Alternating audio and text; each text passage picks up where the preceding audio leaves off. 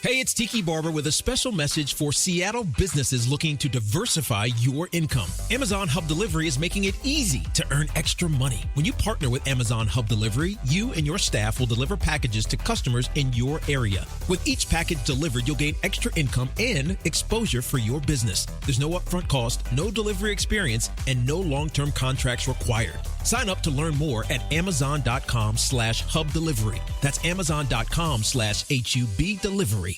This episode is brought to you by Progressive Insurance. Whether you love true crime or comedy, celebrity interviews or news, you call the shots on what's in your podcast queue. And guess what?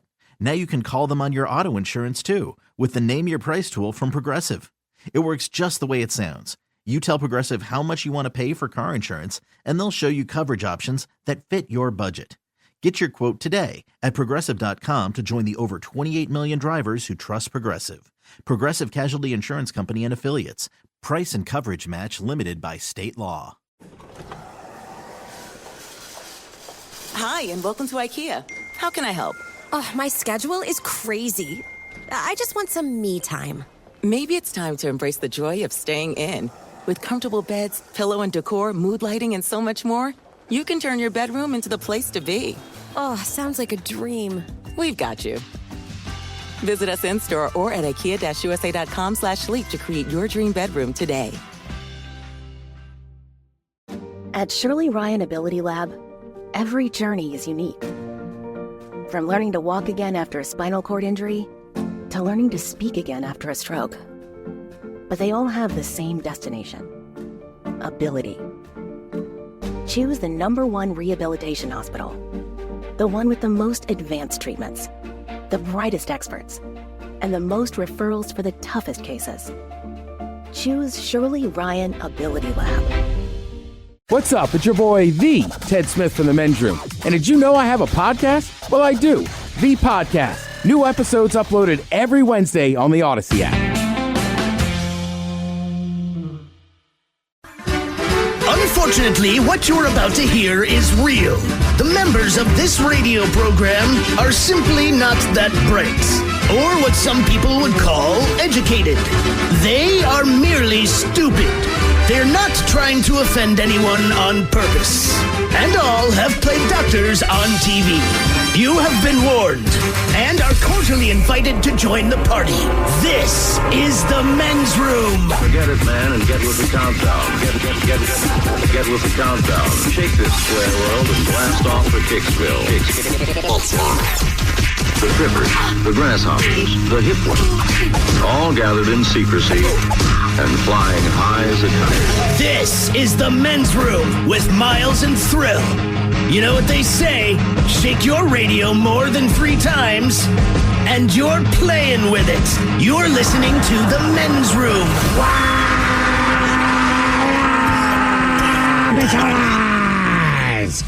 And away we go. Welcome to Season 19, Episode number 4145. Along with Steve the Thrill Hill, the Ted Smith, and my car. And you are in the Men's Room. On tap today, once again, we play Big Dummy.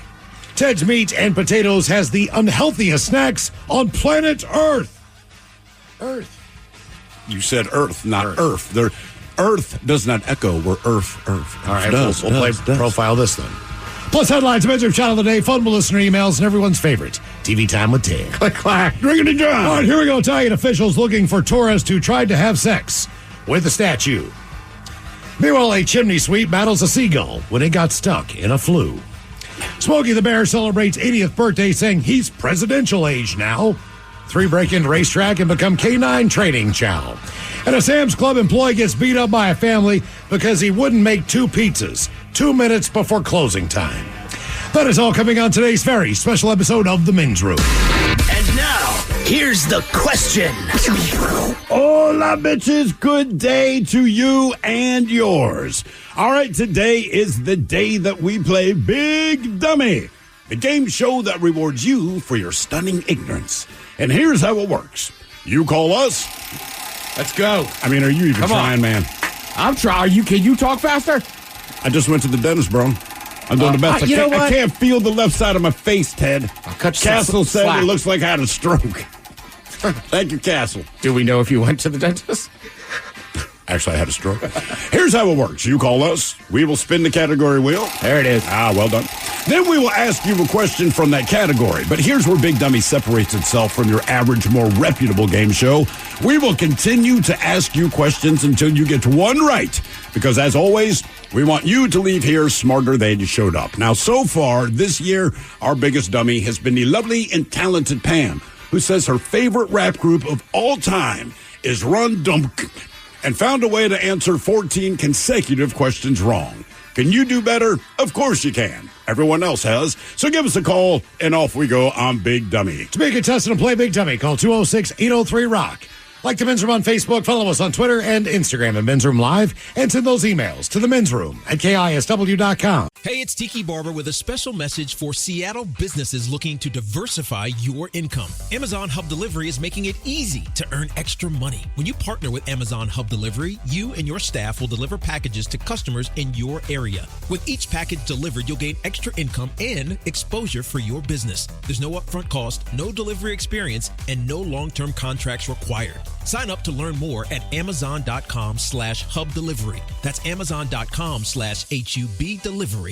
Selling a little or a lot?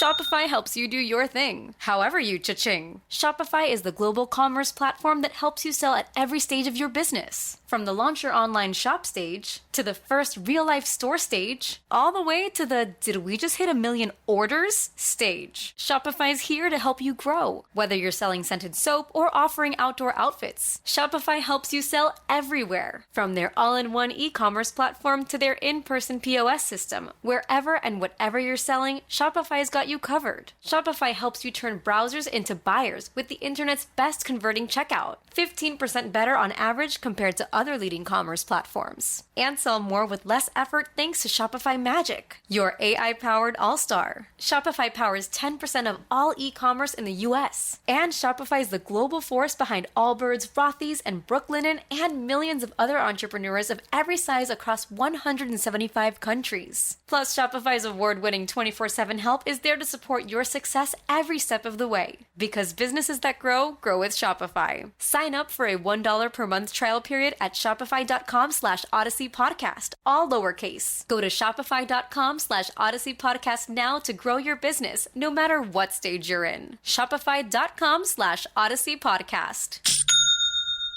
This episode is brought to you by Progressive Insurance. Whether you love true crime or comedy, celebrity interviews or news, you call the shots on what's in your podcast queue. And guess what? Now you can call them on your auto insurance too, with the Name Your Price tool from Progressive. It works just the way it sounds. You tell Progressive how much you want to pay for car insurance, and they'll show you coverage options that fit your budget. Get your quote today at Progressive.com to join the over 28 million drivers who trust Progressive. Progressive Casualty Insurance Company and Affiliates. Price and coverage match limited by state law. It's time to dust off your glove, grab your bat, and hit the road for some baseball. But before you head to the game, make sure your ride is in top shape. At Axton Automotive, our skilled mechanics ensure your vehicle is running smoothly so you can focus on cheering for your team. Don't strike out this spring. Get your car ready for baseball season. Visit AxtonAutomotive.com or call 360-685-7976. The debauchery rolls on. You're listening to The Men's Room with Miles and Thrill. 99.9 KISW. Home of Charles, away we go. Welcome to season 19, episode number 4145. What a large and in charge program we have for you today. Guaranteed future repeat. As the head chef is back, Ted's Meat and Potatoes has the unhealthiest snacks on planet Earth. Oh, good. Correct. Like mercury. Don't eat that. Asbestos. Yes. What was the Simpsons thing? Asbestos. Tasty but deadly. I mean, for the most part, I don't think anybody in here has eaten a bunch of these. Uh-oh. But is that because they're from different countries? No, just because a lot of them are just kind of kid snacks. Okay. Do you think we ate them as kids? For sure. Okay. Yeah. Good. Yeah. But there is a couple heavy hitters on there that are going to hurt. If it's not chocolate covered pretzels from Trader Joe's, I'm okay. Anything with processed meat Well, So sure. I would assume like a Lunchable or something like that. Probably doesn't have the highest grade cheese to it. I mean, look, nothing, man. nothing like. Here's the you gotta problem think with more like a. It's not on the list, but think more of like candy or like a Twinkie. Right. I mean, you have kids, you love your kids, but the only thing your kids want to eat is absolutely the worst crap you could possibly give them. Yes. What else do we have for you today? Some updated locations on the Men's Room IPA for Black Raven Brewing. Don't forget, on Saturday at the Black Raven Brewing facility up in Woodinville, it is their Flock Festival. That is starting at noon. Band's taking the stage around 1 o'clock or so, lasting until the evening and late hours of the day. Absolutely free to get in. There'll be all kinds of stuff there for the kids, some face painting, tons of food trucks. I believe they'll have a vendor that's got Men's Room beer brats from Mooley's Famous Sausage. Yeah. There. Have you had one yet? I have not had one yet. Dude, I'm telling I you. look for them all the time. They like are Like outstanding. a lot of our listeners who send in an email, hey, where do you find these things?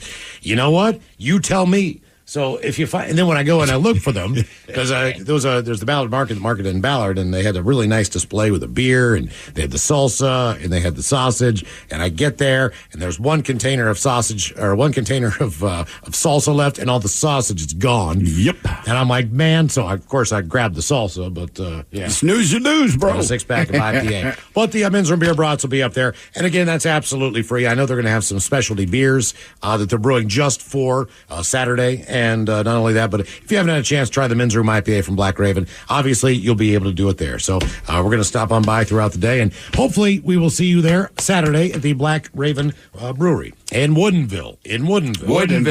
For the Flock Party. And as we said, we have some updated locations coming up for you as well. And today is the day we play the game known as Big Dummy. It's an easy game to play. You are either playing for Team Sober or Team Not Sober. So far, our biggest dummy has been Pam. It took Pam 13 questions to get one right. And as we do when we play Big Dummy, we like to do a little Men's Room poll. Last week, it was kind of ripped from the headlines, so to speak, as far as your options. And here were your options. Option number 1. You would be swept out to sea, as there was a woman who was swimming in the evening on a beach in China. She was basically just swimming as like doing laps, just, swimming on the shore. She got swept out into the ocean, and she was swept out to sea for, I believe, 36 hours. Yeah, but she had a doggy paddle the whole time. It's not like she had anything with her. And no one knew she was there until a cargo ship actually spotted her. She was safely taken back to shore. She was fine, but she did have to stay physically overnight, and she was out in the middle of the ocean. I want to say when they found her, she was 5 miles out to sea. So that was option number 1. Option number 2, hike the Grand Canyon, as temperatures at the top, they say, sometimes hover in about 98 to 100 degrees. Once you get to the bottom of the Grand Canyon, the temperatures can be up to 115. And within that 3-week period, 2 people had passed on trying to hike that trail, going all the way straight down and mostly coming back up. One guy who passed away was about 15 feet from the top. Right. So just the idea of trying that hike in those types of conditions was option number 2. The next one we had, you could be an astronaut stuck in space, as we have 2 astronauts right now who have still not returned to Earth, and they're not sure of the timeline when they will be able to return. See, even last week, we said, well, the problem is you don't know when you're coming home. And they said at the time, hey, wouldn't it be cool just to spend a couple extra days up here in space? Well, I'm sure that's waned a little bit as the days go on, and they wonder, how in the hell are we getting home? Well, at some point, Houston has run out of lies that you could tell. I mean, no, it's all good. We're close to fixing the problem. That was like 2 weeks ago. Yeah. They're like, but seriously, don't get back in that capsule. And your fourth option, there was a man. There is a convenience store chain in the Midwest. They are known as Come and Go, and they're very popular out there. A man was caught masturbating outside of that. So your fourth option was to masturbate outside of a convenience store. So as we put the poll up, if you follow us on Twitter at Men's Room Live, here's how the results shook out. Coming in at fourth place, only 4% of the vote. You said you would choose to be swept out to sea. So that was the most least likely scenario from the poll. Coming in at third place at 16%, stuck in space. Now, the other, 84% of you who didn't pick that one, geniuses, because they are still up there, as we said. And there's been no news. There has been no update. There has been nothing that says, hey, We believe we've got this one propulsion problem taken care of. They got 5 propulsion.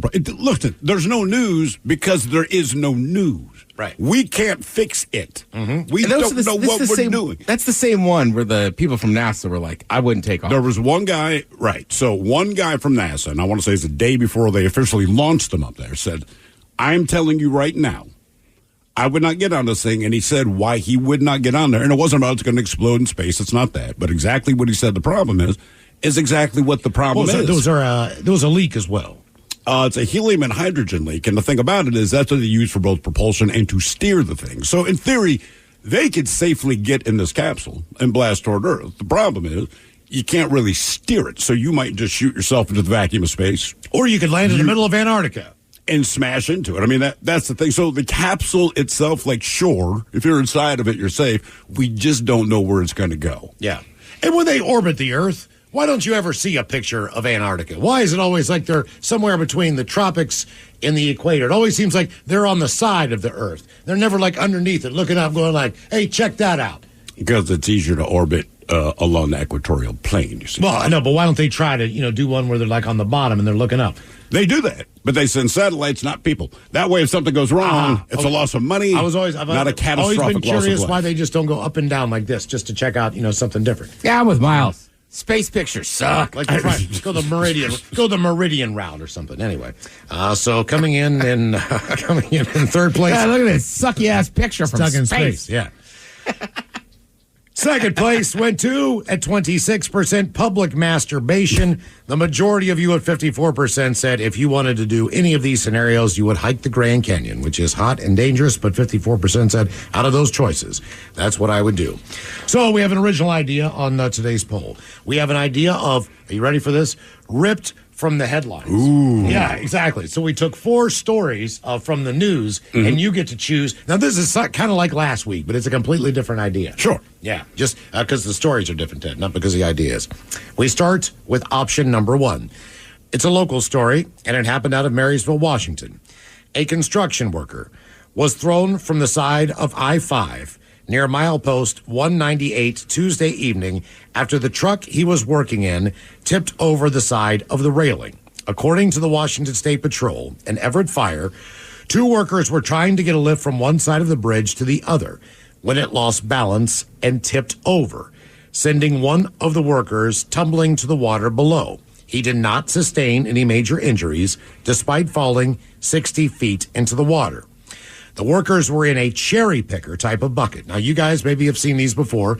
If they're ever working on a bridge, be it the Aurora Bridge or Montlake or whatever, they will have a giant bucket that kind of comes out to the side, and then they lower it down on the side. It actually allows them to go under the bridge as well. When this thing was going up and going over, it tipped, and he tumbled into the water. He was able to swim to shore on his own. He was transported to the hospital for further assessment. As they say, traffic was impacted for several hours as they waited for a tow truck to arrive and then remove the lift and get it upright. Now, Ted, you made the point earlier. I think I'm taking this jump because it's 60 feet. And you have to remember this. If you are okay with jumping off a cliff and you have jumped from any height whatsoever, you kind of get a gauge of what's going on. You might have some arm motion involved, but either way, the one thing that you're going to try to do is go in feet first and be able to, somewhat land appropriately. Now, when you are thrown and when you are falling out from 60 feet, that's a different scenario. You could be tumbling, you could be head first. You would never die from 60 feet, but in this scenario, the way you're thrown, you could be going down head first. Yeah. So that's the caveat in this as far as why is this dangerous or why would this be terrifying? You might be tumbling end over end. Also, you are in construction boots. You are in long pants.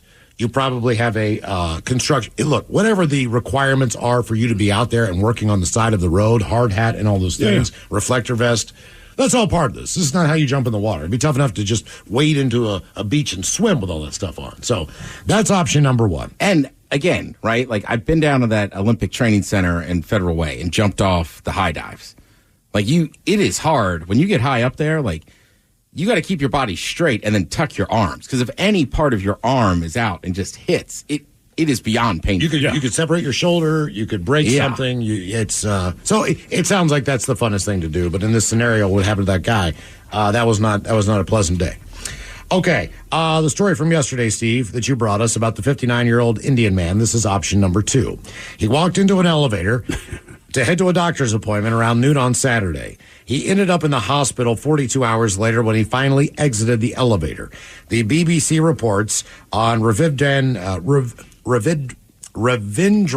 Nair's ordeal started when he found himself unable to exit the elevator after it got stuck only between the first and second floors of the hospital. Which almost makes that more annoying. Because you're so close. He called the emergency number inside but got no answer.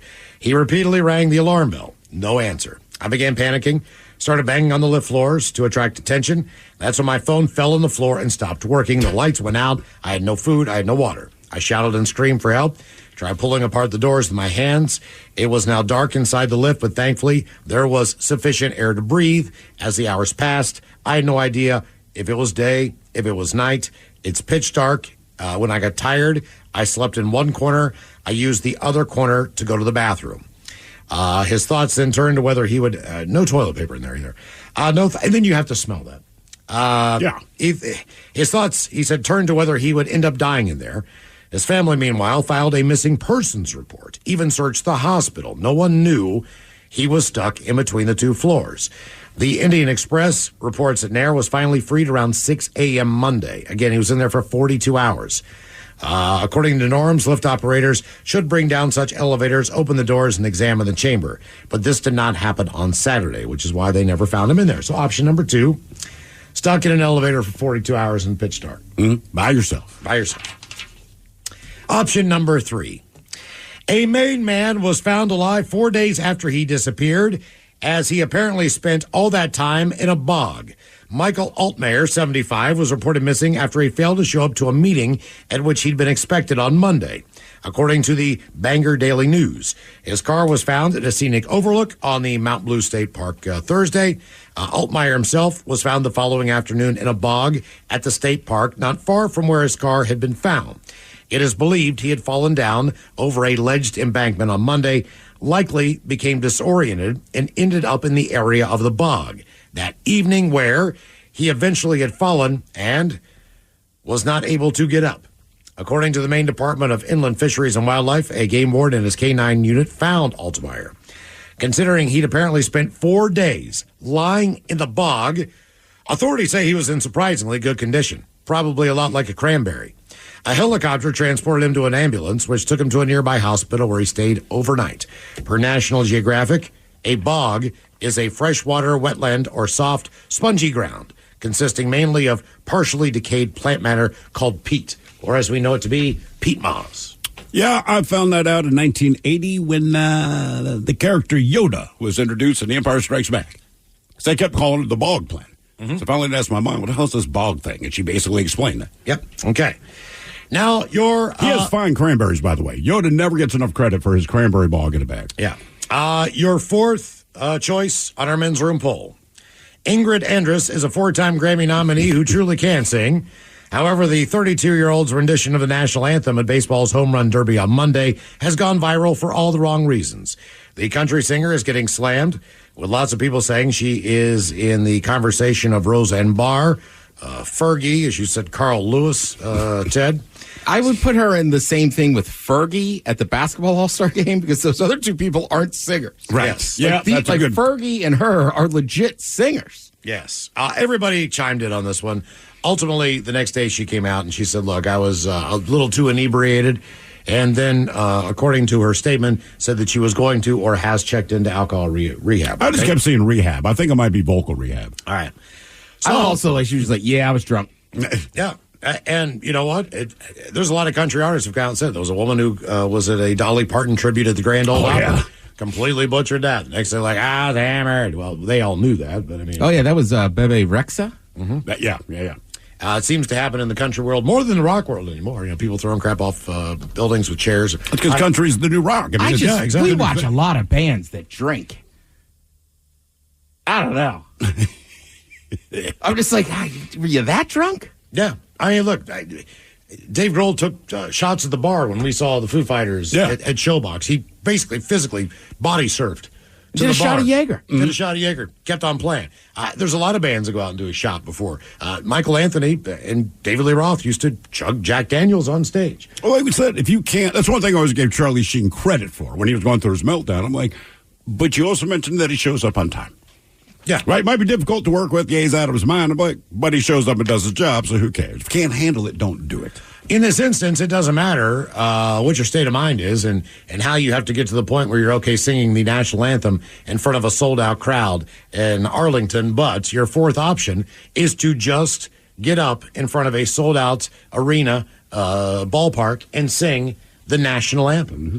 And it is truly, and they break it down. There's a lot of people who sing a cappella or whatever, or that do their own stylings. They say, look, man, the Star-Spangled Banner, the national anthem, is one of the hardest songs to sing. I hear all the time. Universally, people recognize, like, it sucks to sing. We were talking yesterday, and I think it was one of those sea dragon games we went to, Mike, or something like that, but I thought, this guy's brilliant, because they always bring someone out to do the national anthem. Dude walks out. I've never heard of this man before. And he opens his coat, pulls out his trumpet, and plays the hell out of it. Because it is much easier to play than it is to sing. Right. And I'm like, that's the way to do it, man. Mike McCready, right? I was just about to say, played the watching national McCready. anthem 1,000 times. And you can even embellish it, make it cool, but it's like, I'm not singing it. Well, if you have in retrospect, one of the greatest anthems is what, 91 or 94? Whitney? Whitney Houston. But in retrospect, I bet Whitney wasn't sober. You know what? That is a good point. Yeah. That is no longer an excuse. She wasn't just drunk. She's high on crack cocaine, ladies and gentlemen. Well, take whatever you need. And crushed it. But, I mean, look, no matter what. No, it's true. I know. Everybody's going to, this will be reported on. All these stories, obviously, were reported on. That's kind of why it's a rip from the headline type thing. But the ironic part about it is the guy who got tumbled out and fell 60 feet into the water, he was fine. He was okay. He was taken to the hospital and released. The guy who was stuck in the elevator for 42 hours needed hospitalization. Yeah. He stayed in the hospital. He went from being stuck in an elevator at the doctor's office to being in a hospital bed for a couple days to recover. Yeah. So, look, I'm taking the guy that got thrown into the water, not because I think it's outstanding. It's just over the quickest. Like, by the time you can register what is going on, and I know time slows down in these situations, but by the time you can make sense of what's happening to you, you're in the water. So now it's just a matter of, okay, and I know I got all my gear on, just swim to shore. Like, it's done before I know it happened. Elevator guy, 42, you're not really in any imminent danger, but it's 42 hours in pitch black. And remember, he had to poop and pee in there too, and he found a designated corner. But it's still an elevator. Okay. It's still at least 3 feet away from you. All right, now the national anthem. The national anthem. Okay, I'll give a line. You guys give the next one. Let's see if we can get through it just off the top of our heads, because you don't go up there with a cheat sheet. No. Oh, say can you see by the dawn's early light? Anybody? What so proudly we hail at the dawn, at the twilight's last gleam. Whose broad stripes and bright stars through the perilous night? Or the ramparts we watch. For the ramparts we watch. No, it's over, isn't it? Over. The ramparts we watched were so gallantly streaming. And the rockets' red glare. The bombs bursting in there. Gave proof through the night that our flag was still there. Oh, say does that star-spangled banner yet wave. We got it. Or is it over again? Or the land of the free. Come on, bring it home, man. No, you bring it home. And the home of the... And like she did the other night. Brilliant. I might pick the stars. I might sing the dance. I'm singing the anthem. I might sing the anthem. We just heard you. I'm going to get hammered. Be like, you ready, America? Big Dummy coming up, 206-803 Rock. For those in the market for flavor, there's Modelo Spiked Aguas Frescas, a flavorful drink that's a modern twist on a Mexican street classic. With 4 vibrant and refreshing flavors: pineapple, watermelon, hibiscus, and cucumber lime. Made with a splash of real fruit juice. Modelo Spiked Aguas Frescas are perfect for any fiesta, small or big. Modelo Spiked Aguas Frescas, boldly authentic, vibrantly flavorful. Drink responsibly. Modelo Spiked Aguas Frescas flavored beers imported by Crown Imports, Chicago, Illinois. Hibiscus contains juice only for color. You don't just live in your home. You live in your neighborhood as well. So when you're shopping for a home, you want to know as much about the area around it as possible. Luckily, Homes.com has got you covered. Each listing features a comprehensive neighborhood guide from local experts. Everything you'd ever want to know about a neighborhood, including the number of homes for sale, transportation, local amenities, cultural attractions, unique qualities, and even things like median lot size and a noise score. Homes.com. We've done your homework. Hi, and welcome to IKEA. How can I help? Oh, my schedule is crazy. I just want some me time. Maybe it's time to embrace the joy of staying in. With comfortable beds, pillow and decor, mood lighting, and so much more, you can turn your bedroom into the place to be. Oh, sounds like a dream. We've got you. Visit us in-store or at IKEA-USA.com/sleep to create your dream bedroom today. Coastal Farm and Ranch, we're just what the country needs. On July 24th through the 28th, it's buy two, get one free on Country Companion Feed, buy three, get one free on Sunglow Show Feed, and buy three, get one free on large bags of Purina Feed. Coastal Farm and Ranch, we're just what the country needs. Get more feed for less this week at your local Coastal. 99.9 KISW. The shenanigans continue. This is the Men's Room with Miles and Thrill. Game is Big Dummy 206-803 Rock. Steve, who is our first contestant ready to play the big game? I don't know him personally, but his name is Kevin. Hello, Kevin. Welcome to the Men's Room. Hey, how's it going? Hola. Doing great, man. Kevin, are you sober or not sober? Oh, I better be sober. I'm driving. All right, Kevin. Welcome to Big Dummy. Good call, Kevin. I like how that's not a definitive answer. It's just, I better be. Hey, how about, can I say something first before we get going? Sure. Is Mike in the house? Yes, he is. All right, I just want to let you know that Kane or Scalabrini have nothing on you. All righty, then. I see what he's saying.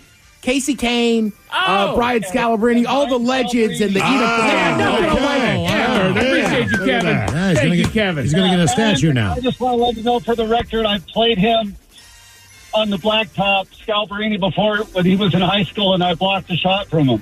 Nice work. Okay. Yeah. The White Mamba. In boat shoes. Of course. All right, Kevin. Hooper. Our men's room poll, you got to pick one. That's a really nice compliment he gave you, Mike. Thank you, Kevin.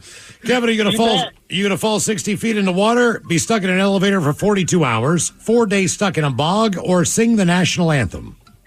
Oh, man, I'll take the jump, the plunge in the water. Keep in mind, not a jump. It's more of a, you've been unexpectedly slung into the water. But yeah. Oh, that doesn't matter. I took diving lessons. I know how to contort my body. Okay. All right. That's important. He blocked a shot on Scalabrini. This dude in boat shoes. In boat shoes. He knows what he's doing. In boat shoes. Yeah, my band was playing at the park there. I think it was off Chinook or something. And yeah, and they wanted to play us. The whole high school gang came in. Needless to say, it was a close game. They won, but they weren't as good without Scalabrini, that's for sure. All right, Uncle Rico, let's start the game. All right. All right, Kevin, here is your question. In Monopoly, in the game of Monopoly, Marvin Gardens, Atlantic Avenue, and Ventnor Avenue are what color properties? Oh, that's yellow. Damn. One and done, Kevin. That Nice also job. sounds like a guy. What's that? Marvin Gardens. All right, before we let you go, man, let's give you a 50-50 question here. True or false, Madonna's real first name is Cecily? That's false. What is her real first name? Madonna. Madonna's real name is Madonna. Okay. Mm-hmm. Right. Hello, Ken. Welcome to the men's room. Hola, bichola. Hola. Ken, are you sober or not sober? I am sober. I'm driving right now. All right, Ken, welcome to Big Dummy. Okay, our men's room poll, pick one. Fall 60 feet into the water. Be stuck in an elevator for 42 hours, 4 days stuck in a bog, or sing the national anthem. I'm going to take going into the water. Pretty good swimmer, so I think that's probably my best chance. Okay. Right. Fully clothed. Work boots on. To me, it's not about once I'm in the water, I'm fine. It's the whole I'm getting slung from 60 feet unexpectedly into the water. Yeah. All right, Ken, here is your question. In what fictional Texas town did Beavis and Butthead live? I never watched it. Fictional town, Dallas. I don't know. So does Hank Hill still live there on King of the Hill? Hank Hill lives in Arlen, Texas. All right. In spite of him showing up on Beavis and Butthead, and I knew a lot of people would track with that, they're not in Arlen. They were in Highland, Texas. Oh, yeah. Well, because their parents were poor. Yeah. Well, yeah, they live in Highland. They're not selling propane and propane accessories. They couldn't afford Arlen. All right, the question, what city is home to the 88-story Petronas Twin Towers? You might remember them from Mission Impossible. U.S. city? It is not in the U.S., it is in Asia. Oh, damn, I was way off. Taiwan. City. Hong Kong. Kuala Lumpur. Never would have got that one. Never would have got that. Also sounds like an animal. Well, you're going to hate this question then. In what country is the city of Kuala Lumpur? And it's not Thailand.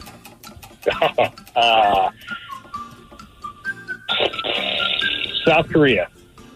Malaysia. Look, Ted with the big brain. No, seriously, it's gross. It's coming out of his ears, man. Brain is huge. You guys are killing me. My wife's enjoying this too much sitting next to me. Does she know the answers? Do you know the answers? No. I didn't think so. Yeah. I think she. This is how you know. If she's laughing at you because you got it wrong, she does not know the answers. If she folds her arms, purses her lips, and shakes her head, she does know the answer. That's been my experience. All right. Here's your question. What director is responsible for 3 of the top 4 grossing movies of all times? It's got to be Spielberg. That was Mike's guess. Come on. You said director? James Cameron. Yeah. The number 1 grossing movie was Avatar. The number 3 grossing movie was Avatar: Way of the Water. The number 4 grossing movie was Titanic. The number 2 grossing movie was... Oh, crap. No, I can't think. Titanic 2. No, Top Gun. Avengers Endgame. One of the... I think it was Endgame, yeah. Spielberg, I think he cracks the top 10, but when you go through all these movies, it's amazing where Spielberg falls. But yeah, James Cameron. And I'm going to be honest with you, I don't like any of those movies that he has done. They're fine. I just don't know why they've grossed so much. Avatar. I don't get why Avatar. Way too freaking long. Yes. I did not see Way of the Water because the first one was such a disappointment, in my opinion. Same. And Titanic, it's fine. It was what it was. Right. It's a historical biopic. But I will tell you right now, if the boat did not fall apart and they didn't show that one scene where the dude ricochets off the propeller, then the movie to me is complete crap. It's the only part of the movie I cared about. Like, I can almost get the first one because there was so much hype. Like, this movie took 10 years to make. Like, okay. And then the second one, like, people were that stoked about it? Same movie, but it's wet. Right. Yeah, I want to see the lobsters escape the tank in the dining area. That would be a great director's cut. It's like Free Willy. Yeah. Suck it. You're going to eat me. Eat this. And he lifts his tail. And they dropped it right basically in their native waters. Yeah, that's what I'm saying. Suck it. It's an inside job. Those lobsters are responsible for taking the Titanic down. All right, your question. Which former Golden Girl reads the audio version of one of Peter's erotic novels on Family Guy? Yeah. Oh, Kenny. Killing me with these questions. I believe the story was the hot chick that's totally Italian. Is that the name of it? Yes. Gosh, what is Roseanne Barr? I have no idea. Betty White, baby. Gosh, that's what I'm trying to think of. Okay. All right, your question. Who was the second president of the United States? Come on. Oh, wow. Come on, man. Come on, dude. Come on. He was right after George Washington. Adams. Got it. John Adams. There you go. There you go. Game is Big Dummy 206-803 Rock. Hello, Angie. Welcome to the men's room. Hola, bitches. Hola. Angie, are you sober or not sober? I have to be sober. I'm at work. All right, Angie. You don't have to be sober to be at work. I'm living proof, my friend. Angie, are you happy that all the clouds have disappeared? I'm extremely happy. Okay. All right, pick one. What are you going to do? Fall 60 feet into the water? Be stuck in an elevator for 42 hours? 4 days stuck in a bog? Or sing the national anthem? The water, baby. Going for the water. Going for the water. It's getting crowded out here. All right, Angie, here is your question. Which restaurant chain fooled the public on April Fool's Day 1998 with the introduction of a fictional sandwich for left-handed people?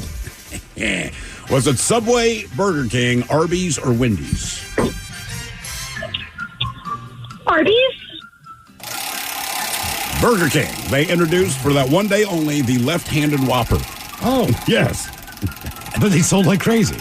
We actually, when I was working in restaurants. There's a lot of people like, hey, man, it's my day. When I was working in restaurants, we had a woman who worked with us named Amanda, who we later renamed Amanda. But we are super busy, right? And we're like, Amanda, go down into the walk-in, because it was on a separate floor than the main restaurant. There's a bucket of steam. Please grab the bucket of steam. This girl was gone for like 20 minutes. She comes back up. She's like, I swear to God, we can't find it. We sent her back down there to look. After about an hour, we're like, Amanda, it doesn't exist.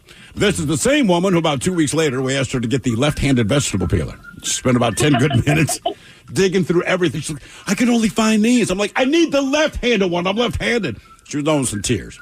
We let her figure that one out on her own. How long did she last that job? She was there for about 3 years. Because here's the thing. All right. Dumber than a bag of smashed armpits, but... Yes, Mike, she did have very large breasts. She was very easy on the eyes, but she was very good with customer service.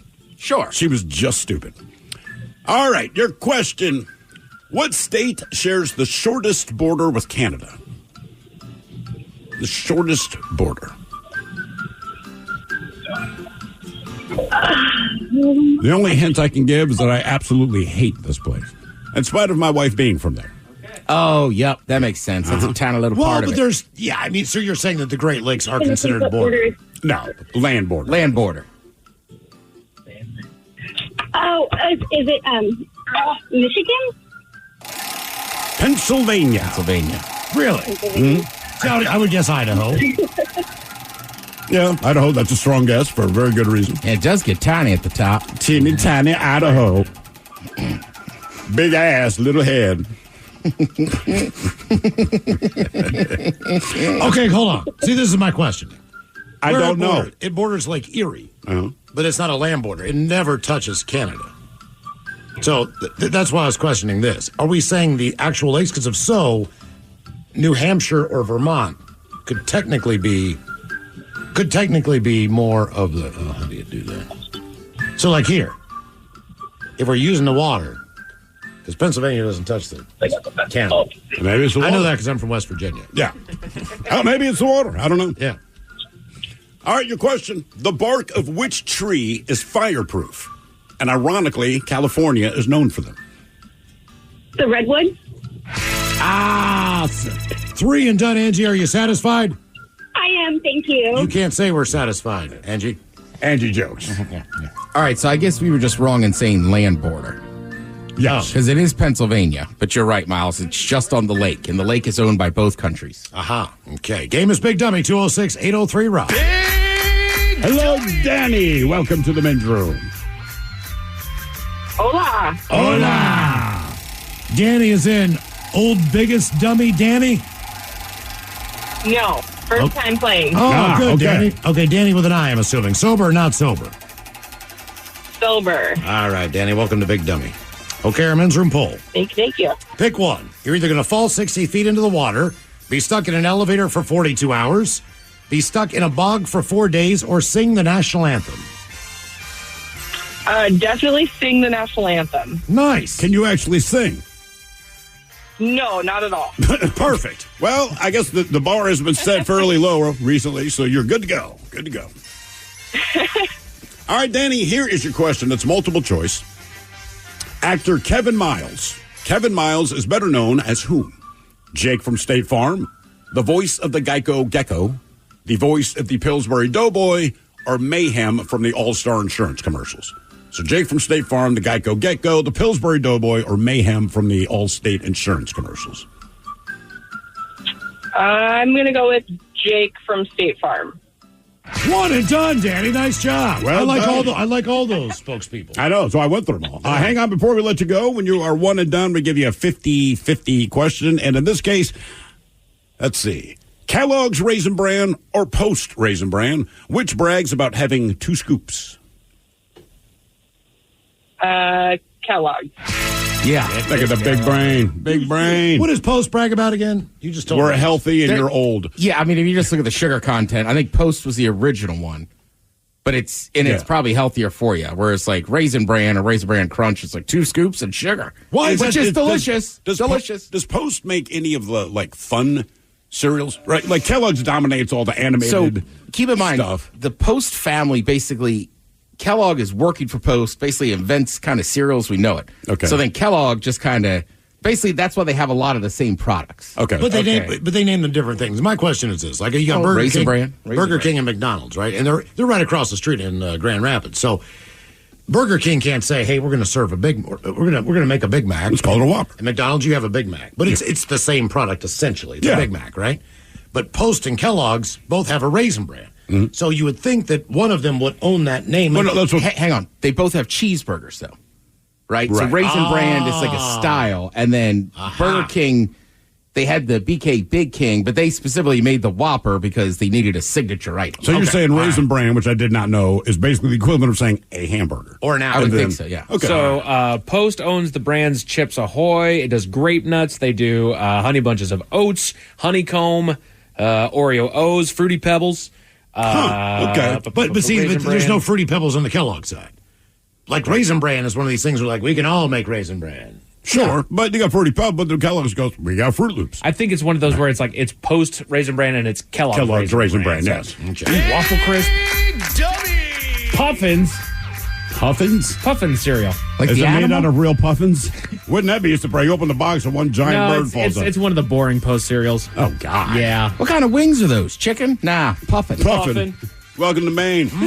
Puffin wings. Hello, Tom. Welcome to the men's room. Hola. Hola. Tom, are you on Team Sober or Team Not Sober? I'm sober, and I'll take probably being stuck in the elevator. Stuck in the elevator. 42 hours. All right, ma'am. Okay. Long time, dude. All right, Tom is stuck in the elevator. Here is your question. What state is home to the Valley of Fire? Which is what my girlfriend had when I gave her herpes. I don't know. I'm going to say Nevada. One and done. Nice job. Not bad for not knowing. Hang on, man, before we let you go. True or false, actress Emma Roberts is the daughter of Julia Roberts. No, she's the niece, I think. She is, in fact, the niece. Wow. Knowledge. I'm a Or Roberts a guy. big dummy coming up. 206-803-ROCK. Question for you. What business couldn't use extra income? Hey, it's Tiki Barber. Right now, Amazon Hub Delivery is looking to partner with ambitious Seattle businesses to become Amazon Hub partners. You and your staff will deliver packages to customers in your area when it's convenient for you. And with each package delivered, your business gets paid. Sign up at amazon.com/hub delivery. That's amazon.com/HUB delivery. This episode is brought to you by Progressive Insurance. Whether you love true crime or comedy, celebrity interviews or news, you call the shots on what's in your podcast queue. And guess what? Now you can call them on your auto insurance too with the Name Your Price tool from Progressive. It works just the way it sounds. You tell Progressive how much you want to pay for car insurance, and they'll show you coverage options that fit your budget. Get your quote today at Progressive.com to join the over 28 million drivers who trust Progressive. Progressive Casualty Insurance Company and Affiliates. Price and coverage match limited by state law. For those in the market for flavor, there's Modelo Spiked Aguas Frescas, a flavorful drink that's a modern twist on a Mexican street classic with 4 vibrant and refreshing flavors. Pineapple, watermelon, hibiscus, and cucumber lime, made with a splash of real fruit juice. Modelo Spiked Aguas Frescas are perfect for any fiesta, small or big. Modelo Spiked Aguas Frescas, boldly authentic, vibrantly flavorful. Drink responsibly. Modelo Spiked Aguas Frescas flavored beers imported by Crown Imports, Chicago, Illinois. Hibiscus contains juice only for color. Hey, it's Tiki Barber with 2 words any business owner wants to hear: extra income. Amazon Hub Delivery is looking for Seattle businesses to assist with local deliveries. You get paid for each package delivered. Amazon Hub Delivery has no startup cost, no long-term contracts, and no delivery experience required. If you're a Seattle business ready to assist with local deliveries, sign up today at amazon.com/hub delivery. That's amazon.com/HUB delivery. This episode is brought to you by Progressive Insurance. Whether you love true crime or comedy, celebrity interviews or news, You call the shots on what's in your podcast queue. And guess what? Now you can call them on your auto insurance too with the Name Your Price tool from Progressive. It works just the way it sounds. You tell Progressive how much you want to pay for car insurance, and they'll show you coverage options that fit your budget. Get your quote today at Progressive.com to join the over 28 million drivers who trust Progressive. Progressive Casualty Insurance Company and Affiliates. Price and coverage match limited by state law. Hi, and welcome to IKEA. How can I help? Oh, my schedule is crazy. I just want some me time. Maybe it's time to embrace the joy of staying in. With comfortable beds, pillow and decor, mood lighting, and so much more, you can turn your bedroom into the place to be. Oh, sounds like a dream. We've got you. Visit us in-store or at IKEA-USA.com/sleep to create your dream bedroom today. Are you in need of an expert auto repair near you? Look no further than Complete Auto Repair Service in Ferndale, your local family-owned auto repair destination offering you a one-stop shop for all vehicle needs. From routine maintenance to complex repairs, we offer impeccable customer service so you'll always drive away satisfied. So if you have trouble remembering our name, remember CARS, Complete Auto Repair Service. Visit our location off of Main Street or call us at 360-922-0553. What's up? It's your boy, the Ted Smith from the Men's Room. And did you know I have a podcast? Well, I do. The Podcast. New episodes uploaded every Wednesday on the Odyssey app.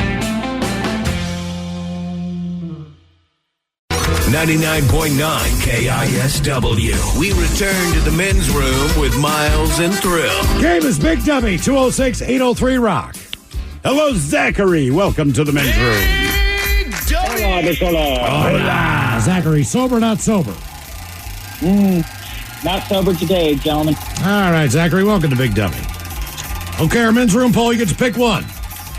We stay here in Marysville for a guy who fell 60 feet into the water from an overpass.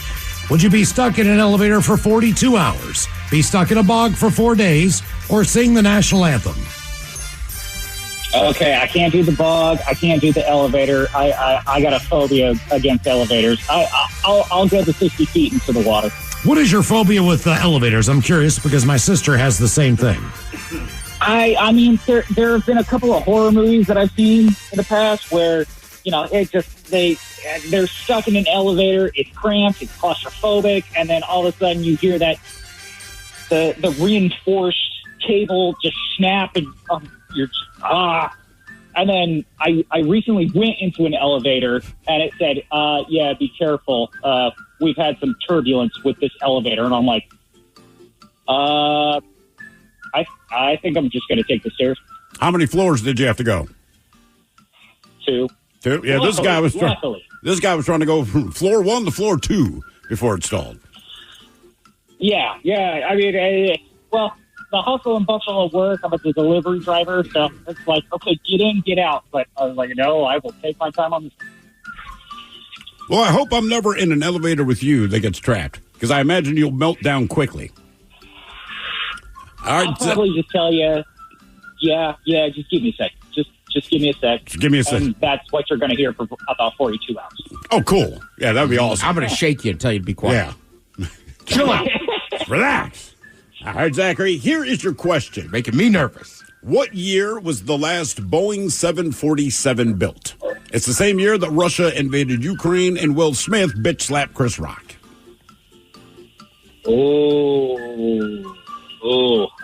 Dates. Not good with those. I want to say 2019. Was it 22? Yep.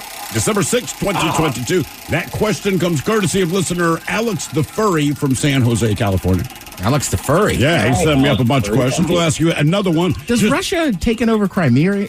Crimea. Does that not count as kind of an invasion, too? It is. They just didn't call it that. I mean, what would you call it? Right? Hey, look, dude. All we did was take Vashon Island, but it's China. You go like, that's an invasion. Right. This is a sovereign piece of a country. Yeah. All right. Your question, what does the acronym MASH stand for? As in a TV show, MASH.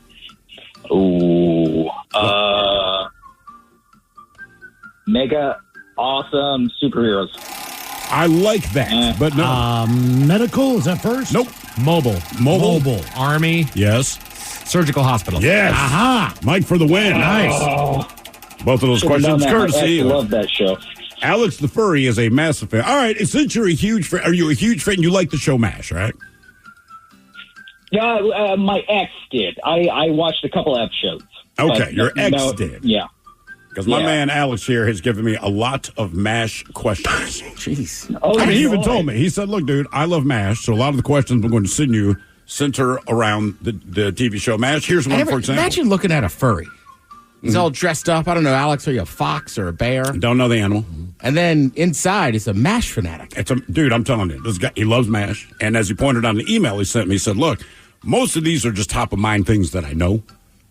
I do research if I have to, but most of these are what I know. So here's a MASH question for you. On the TV show MASH, what did Walter O'Reilly, also known as Radar, what did Radar most frequently drink? It was a flavored soda. It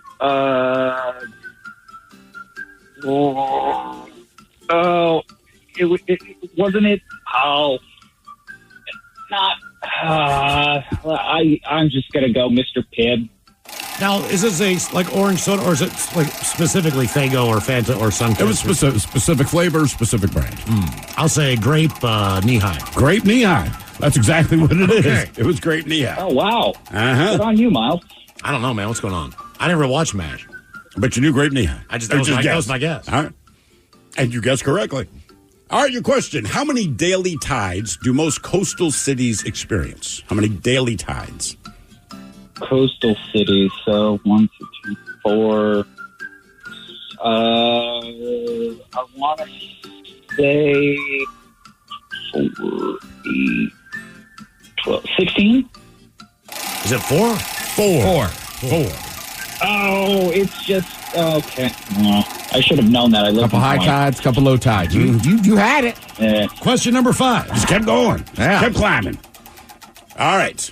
What state is home to the lake that is nicknamed America's Dead Sea? I'm sorry, what saint? What state? What state is home to a lake that's been nicknamed America's Dead Sea? There's a state capital named after it. Oh, God, geography. Okay. Great. I'm gonna go state Ohio. So what is the Dead Sea known for specifically? If people bring up the Dead Sea, it's high salt content. So in this case, the state would be Utah, as in the Great Salt Lake. Oh, Salt Lake. Oh, okay. Yeah, I'm terrible with geography, guys. I'm sorry. Oh, you don't have to explain. No, we figured don't. that out. Yeah, we got you. All right, your question. The Shakespeare play The Merchant of Venice gave us the saying, a pound of what? Pound of flesh? Got it. There we go. Okay. If it had been kilo, it would have been cocaine. Game is Big Dummy 206-803 round. Hello, Connor. Welcome to the men's room. Hola, bitches. Connor, are you sober or not sober? Not sober. Just got home and poured myself a little Arnold Palmer. Oh, really? Did you add vodka? Of course, Ted. That's a John That's Daly. John Daly. Yes. Oh, whatever. Connor, pick one. Will you fall 60 feet into water, be stuck in an elevator for 42 hours, 4 days stuck in a bog, or sing the national anthem? I'm taking the drop. Taking the drop. Did you also put some iced tea in that drink? Of course. All right. Well, he had it right that Arnold Palmer's lemonade and iced tea. Correct. Once you had booze, that's a John Daly. I wonder how they came up with that. All right. Your question. Multiple choice question. Martha Stewart, ex-felon Martha Stewart, is cousin to which late night talk show host? Jimmy Fallon, Seth Meyers, Jimmy Kimmel, or Stephen Colbert?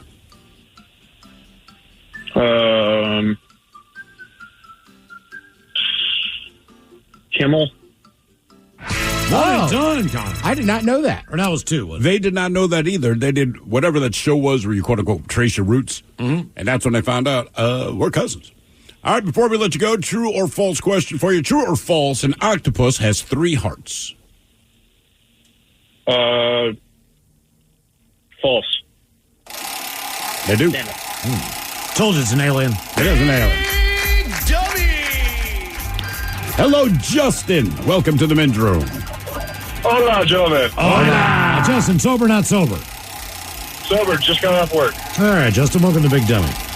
All right, men's room poll, pick one. Fall 60 feet into the water. Be stuck in an elevator for 42 hours. 4 days stuck in a bog. Or sing the national anthem. Let's see here. I'm half Canadian, so can I sing it, "Oh Canada" at a Blue Jays game? You absolutely can. Sure. You absolutely can. Hell yeah, let's do it. All right, sing the first 2 bars. Nope. What you going to do in front of the sold-out Blue Jays I mean, it stadium? starts with "Oh Canada," and then something something. I know that, and I know it ends on "We stand on guard for thee." You know what I know. Yeah, just for video games. Most Canadians know, too. Not even gonna lie with that. The only reason I know, we grew up in, upstate New York, and we could bounce some TV channels from Toronto over to our TV. So anytime hockey came on, to sing the national anthem. And I'm like, they have their own national anthem. My brother's like, every country does, you dumbass. And that's how I found out. Right, I knew it from NHL 99 playing on my computer, and I would play with the Canadian national team, or you played in Canada. So the video game just plays the opening line and the last line. Oh, really? They don't even... All right. All right, Justin. By the way, you got to drink a beer and throw in a dip when you're singing it. Oh, Canada. To sing it right. By the way, Ted, real quick, Alex the Furry, he is checked in. You were guessing of what animal persona he is. Yeah, like a wolf or a fox. I'll give you 2 more guesses. You're not even close. All right. An orangutan. Wow. No. No, not an orangutan. Dog? A mule. It's a mule? Says it's a mule, but he also says, I do not own a fursuit. They cost anywhere from $2,000 to $9,000 on average, and those are the cheapest prices. Wow. Jesus. Man, oh, man. I was almost F-buddies with the furry. You were almost what? F-buddies with the furry. Oh, yeah? She was a fox. She was, yes. All right. Well played, sir. All right. Literally. Here is your question. What part of the eye is damaged by glaucoma? Is it the iris, the lens, the pupil, or the nerve? So what part of the eye is damaged by glaucoma? The iris, the lens, the pupil, or the nerve? Let's go with the lens. Let's go with the nerve. It is the nerve. Yeah, because it's in the back. Yeah, I did not know that until I read that question.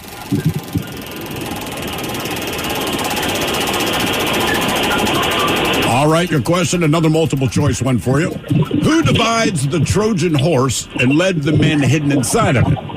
Caesar, Attila, Odysseus, or Nero? So Caesar, Attila, Odysseus, or Nero? Yes. Odysseus. Okay, very good. Well done, man. I really had no idea on that one. Game is Big Dummy, 206-803-ROCK. Big Dummy! Hello, Rob. Welcome to the men's room. Liquor and whores. Liquor and whores. Rob, are you sober or not sober? I'm sober. I'm stuck in traffic. All right, Rob, welcome to Big Dummy. All right, you're going to pick one. You're going to fall 60 feet into water, be stuck in an elevator for 42 hours, spend 4 days stuck in a bog, or sing the national anthem. Not only will I sing the national anthem, but I'm going to smash 2 beers, Stone Cold Steve Austin style, and then sing the national anthem. Wouldn't you do that at the end? Because that would be Stone Cold style. I like it better at the beginning. I think that is a power move. I was gonna go beginning, put on a nice show for everyone. All right. I dig it, man. Yeah, I'm with you. That is kind of wild. Yeah, I'd be cheering for you already. It'd be cool, though, if you had like a Canadian beer. Yeah, Labatt's. Modelo. Yeah. One Labatt's, one Modelo. That's America right there. Yeah, damn it. All right, your question. Who directed the movie Alien, The Martian, House of Gucci, and Napoleon? Steven Spielberg. That'd be Ridley Scott? Ridley Scott.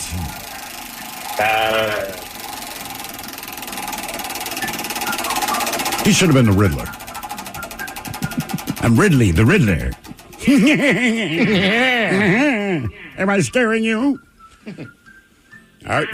Your question, what is the longest running U.S. game show? The Price is Right. Damn, there you go. Nice job. Not sure how long. Was Bob Barker the original host, or was there someone But I'm before also him? going to say that's consecutive because they bring back a lot of those shows. They bring them back, so I say longest running. Yeah, they bring all this crap back. And That's it a never good works. question. I feel like he is, but I could be wrong. Think so. Not 100%, though. Game is Big Dummy, 206-803 round. Hello, Nathan. Welcome to the men's room. Buds and beers, bitches. Hola. Nathan, sober or not sober? I am going on not sober. Just cracked open my first beer today. All right, what are you drinking, Nathan? Today I'm drinking a Rainier, but I have had that men's room IPA, and it is freaking delicious. It really is, very man. good, Thank you. man. It very is. All right, men's room poll, pick one. Fall 60 feet into water, stuck in an elevator for 42 hours, 4 days stuck in a bog, or sing the national anthem. Oh, I'm singing the national anthem. I have to sing it right now if y'all want. You know what? Go ahead. It's American, damn it.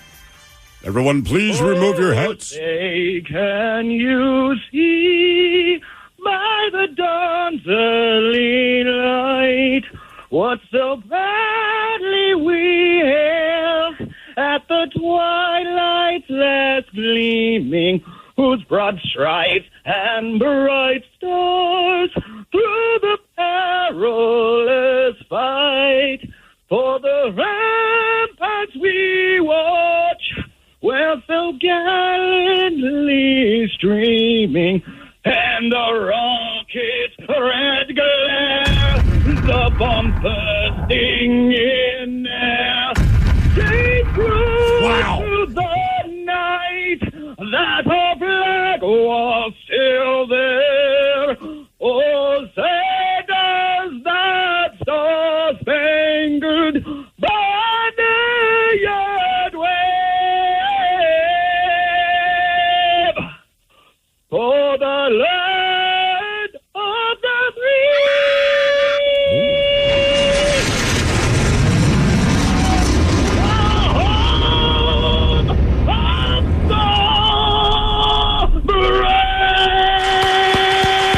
Unbelievable.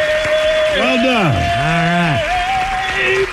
Wow. You know what, man? You might get to do the home run derby next year because it can't get worse, brother. Oh, yeah. Let's effing go. That's how you end it. Yeah, that's pretty good. Thank you. Thank you. All right. I didn't necessarily enjoy that, but it was better than I thought. All right, Nathan. Okay. Here is your question. The Suez Canal separates what two continents? Separates Europe and Asia. Ooh, Africa and Oh, Asia. no, Yep. wait. Oh. Too late. You took your finger off the chess piece, friend. All right. All right. Your question. What is Indiana Jones's daytime job? Oh. Daytime job. I have no idea. He was a mailman. Was he instructor of archaeology? Yeah, professor. Yeah. Oh, that's right.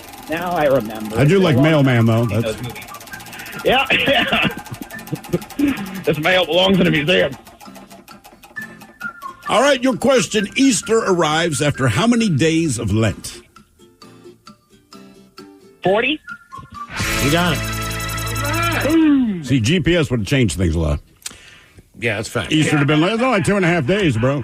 Game is Big Dummy, 206-803 round. Hello, Peter. Welcome to the men's room. Hola, Bichola. Hola. Peter, are you sober or not sober? I am not sober. What are you doing, Peter? Got home, had a nice little smoke. You have what now? Had a nice little smoke. Oh, good for you, Peter. All right. Okay. You ask that question a lot when you're at home, Miles. What are you doing, Peter? Yeah. You're just kind of hanging there. All right, pick one. Fall 60 feet in the water, stuck in an elevator for 42 hours, be stuck in a bog for 4 days, or sing the national anthem. I will sing the national anthem. Oh, boy. Okay, we're Not on the air. Not today. Okay. Okay. Just in front of people. All right, Peter. Why not? Here is your question. What Bob Marley song did Eric Clapton cover for a #1 hit? Which brings me some satisfaction that they had to cover Bob Marley. Ooh. I thought it was the other way around. No. Well, the Marley version's much better. Mm-hmm. He Yeah. invented it. Yep. I'm blanking completely. I got a pass, and I'm disappointed in myself. I shot the sheriff. I was alarmed the first time I heard the Would Clapton never version. have guessed. Yeah, so believe it or not, that was Bob Marley first, and then Eric Clapton covered and got a number one hit.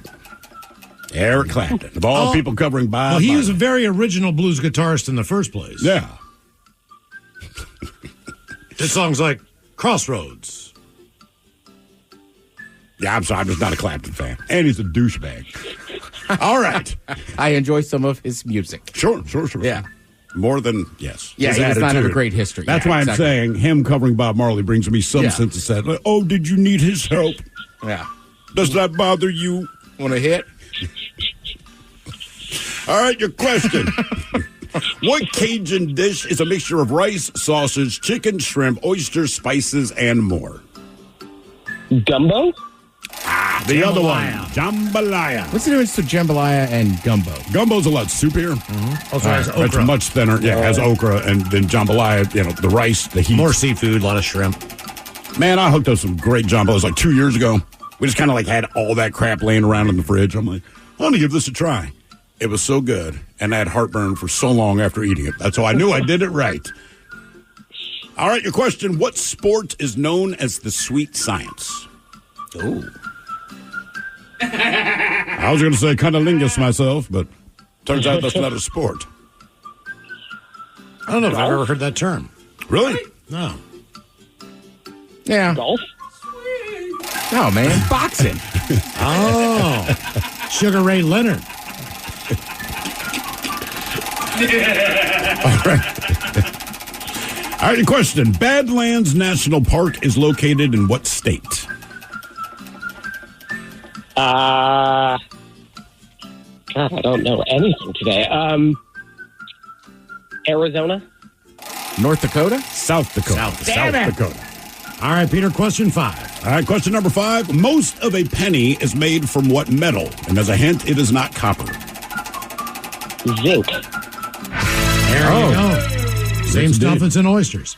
More Big Dummy coming up, 206-803-ROCK. Hey, it's Tiki Barber with a special message for Seattle businesses looking to diversify your income. Amazon Hub Delivery is making it easy to earn extra money. When you partner with Amazon Hub Delivery, you and your staff will deliver packages to customers in your area. With each package delivered, you'll gain extra income and exposure for your business. There's no upfront cost, no delivery experience, and no long-term contracts required. Sign up to learn more at amazon.com/hub delivery. That's amazon.com/HUB delivery. Selling a little or a lot?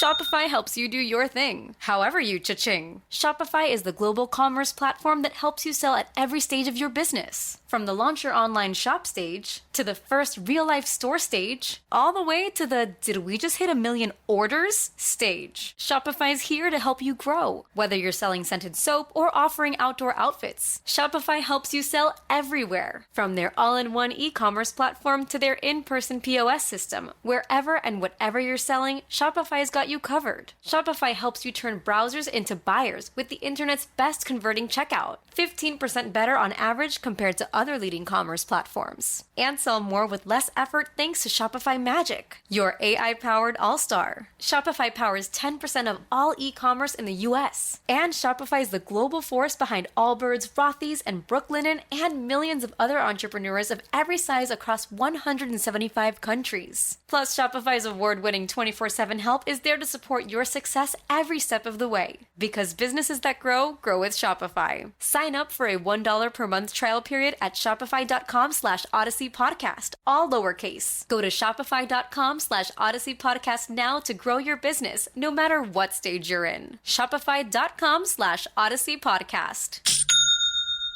This episode is brought to you by Progressive Insurance. Whether you love true crime or comedy, celebrity interviews or news, you call the shots on what's in your podcast queue. And guess what?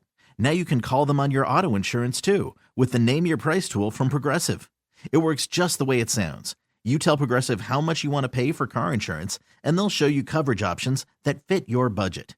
Get your quote today at Progressive.com to join the over 28 million drivers who trust Progressive. Progressive Casualty Insurance Company and Affiliates. Price and coverage match limited by state law. Coastal Farm and Ranch, we're just what the country On July 24th through the 28th, it's buy two, get one free on Country Companion feed, buy three, get one free on Sunglow Show feed, and buy three, get one free on large bags of Purina feed. Coastal Farm and Ranch, we're just what the country needs. Get more feed for less this week at your local Coastal. 99.9 KISW. The men's room returns with Miles and Thrill. Game is Big Dummy 206-803. Rock Steve, who is our next contestant, ready to play the big game. Hello, Spencer. Welcome to the men's room. Hey, guys. Hola. Spencer, are you sober or not sober? I am sober. I quit drinking almost 16 months ago. So. Good for you, man. How you feeling? Fantastic. Just had a liver transplant, and things are going good. So, did you lose any weight? I did, but I've gained a little bit back. Good for you. Since the surgery. And did the liver have everything to do with you quitting drinking? For the most part, yeah. But in hindsight, I needed to, regardless, a long time ago. So, okay. I think when your liver gets to that point, then hindsight would tell you, yes, there were many signs. Did they give it to you so you could take it home and fry it up with some onions? Hey, you know what? Hey, there's always a silver lining. So, okay. All right, pick one on our men's room poll. You're going to fall 60 feet into water, be stuck in an elevator for 42 hours, 4 days stuck in a bog, or sing the national anthem? Oh, man. 42 hours in an elevator, stuck in a bog, sing the national anthem, and then what was the other one? Fall 60 feet into water. Oh, 60 feet into water. Okay. All right, Spencer, here is your question. Let's go to the world of hockey. The Atlanta Thrashers relocated to what city in 2011 to become the reintroduction of what NHL team? Florida Panthers. Edmonton Oilers? No, they've always been in Edmonton. Come on, Ted. Columbus? Been there. Nope. It is a team in Canada. Winnipeg Jets? Winnipeg Jets, yes. That question again brought to us by our buddy, the furry, Alex. And I'll be dead honest. I forgot about Atlanta had a hockey team. I did too until he said that question. I'm like, oh, God, that's right. I was like, Thrashers. What? The Thrashers, yes. The Trashers. What a name, by the way, for Atlanta. Thrashers. Hey. Mm-hmm. Why do you say that? Oh, I don't know. I mean, have you been to Atlanta? Pretty gnarly. Okay. All right. Say they named it after Ray Lewis? It's a fun town, but it's got its... That'd have been Slashers. Slashers. Slashers. Yeah. All right. Here is your question. How many witches in Salem were burned at the stake? 7. I'll say none. Not a single one of them. They drowned them. Okay. That is correct. They didn't let them live. They just didn't burn them at the stake. Yeah. They didn't actually burn them at the stake. They drowned them. And what was the idea that we're going to throw you in the water? If she manages to resurface and swim out, that's proof that she was a witch. Correct. So basically, they just let killing women. Yeah, if they float. Yeah. She weighs the same if as they a died, duck. oops, our bad. All right. Weighs the same as a duck. She must be made of wood. All right, your question. Ringo Starr, yes, that one. He narrated the original episodes of what children's TV show? Yeah. Oh, my God. Did you watch the show, Mike? I think so. I have no idea.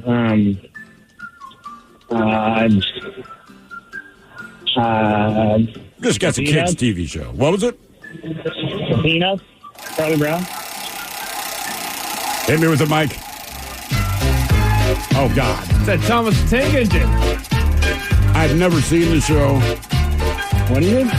Thomas the Tank Engine. Oh, I don't know if I remember that. I almost said that, too, of course. Great. I read those books. I don't know if I watched the show, but I kind of like that theme song. What? It's kind of funky. Hit it again, Mike. Funky? That is the don't word think used. so? It's kind of like funk mixed like with that. a circus. Hang on. I got it. Yeah, I used to serve you guys drinks at the lodge downtown. Yeah. All right, I feel you. Hang on. Spencer, man, honest to God, we missed that place. It's kind of, strangely enough, hard to find a bar downtown based on where we're located. I think they reclosed it, right? They did. Yeah. Oh, yeah, they're close. Yeah. One of the brothers that bought it died. He died of a drug overdose and being an alcoholic. So. Oh, good God, man. All right. Old dude, man. He shook everywhere. Anyways, go ahead. Wait a minute. So if me and Miles roll in, what are we ordering from you? Because I'm pretty sure my order never changed. Miles has changed a little. Yeah, you drink an IPA and a Jack. We used to drink Never Red, but Yep. and then Miles drinks Crown or tequila. Well, Yep. Yep, you definitely said light beer. You didn't Light forget beer, anything. right? No, you nailed it, dude. That is absolutely what we order, and I still do to this day. Every bar I go to. Damn. I think mine's light beer and wings. Right. Oh, man, I remember everyone's drink before I remember their name. That's for damn sure. Okay. That adds up. Do you still bartend? No, I'm retired. All right. Along with the liver. Yeah. Yeah. All right, here's your question. How many planets in our solar system have rings?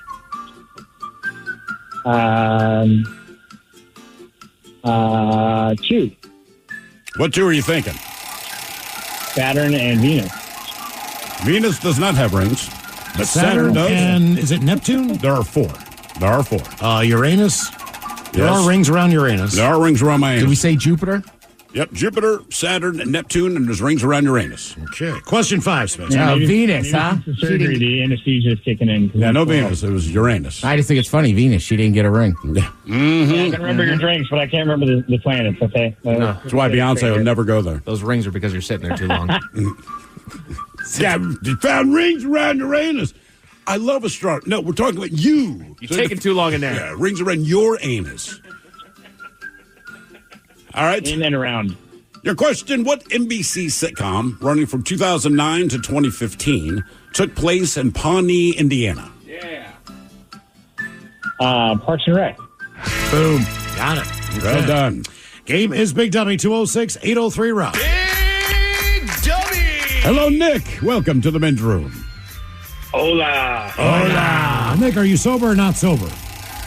I am sober, driving home from work from Colesbo to Puyallup. How long's that commute? About an hour and 45 minutes. Damn, dude, how much gas money do you need for a week? Oh, I'm in a company car. I don't care. Oh, good for you. Oh, All right, nice. Nick, way to work the system. Okay, pick one. Fall 60 feet into water, be stuck in an elevator for 42 hours, 4 days stuck in a bog, or sing the national anthem. I am one with the water, so I'm jumping in that water. Gotcha. All right, Nick. Now, you do know what's at stake on this particular day of Big Dummy, correct? I do not. Bragging rights, because your brother's on another line. Jason's on there. Jason is, in That's fact, hilarious. on there. So we're starting with... Hey, look, man, one of the two of you is going to seem really stupid. The other one's going to brag that they're smart. So here we go. All right, that's my older brother. I got to smoke him on this one. Oh, older brother, yeah. Take his ass out. Your question. Let's do it. What literary character lived at 221B Baker Street? Jerry Rafferty. 221. Is that... Oh, man. I have no idea. Maniac McGee. Muffin Man. Sherlock Holmes.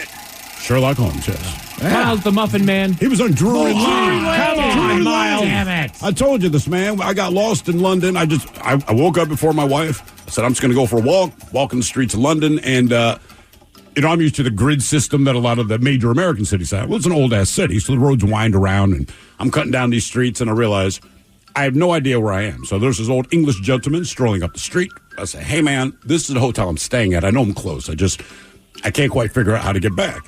And he says, well, right now, you're on Drury Lane. And I did not mean to do this, but I got excited. I'm like, you mean like the mother effing Muffin Man? And I felt stupid saying it, but the words had already left my mouth. So there's this pause, and he looks at me, and he goes, yes, like the Muffin Man. I'm like, my bad, dude. Sorry. I didn't American know, here. I didn't know it was a real street. So he said, like the mother effing Muffin Man. Yes. All right, your question. Which car manufacturer's name means, quote, to hear? As an H-E-A-R. I work in the car industry, too, and I've never heard this to hear. Mm-hmm. Let's go with Honda. All right, hold on. Give me a second. Audi. Oh. Think about it, right? That's right there in the name. Yeah. I want to say what Mitsubishi means 3 diamonds. Correct. 3 or 5. Like the logo. Yeah, that's why the logo is the logo. Those are the only 2 I know. Yep, and I'm done. Ford's the guy's name. Yeah, named after a dude. Was there a Mr. Toyota? Yes, Mr. Toyota. There may have been, man. Yeah. Actually, I don't know. All right, your question. What is the capital of Missouri? Ooh. Also known as Missouri. I'm going to say Springfield. Hold on, give me a second. Come on, Miles. Jefferson City. Moving on up. Moving on up. Jefferson. To the top. I know Ted knows the answer to this. What town is Oklahoma State University located in? Well, Norman is Oklahoma University. Correct. It's also a fictional band from the movie Almost Famous.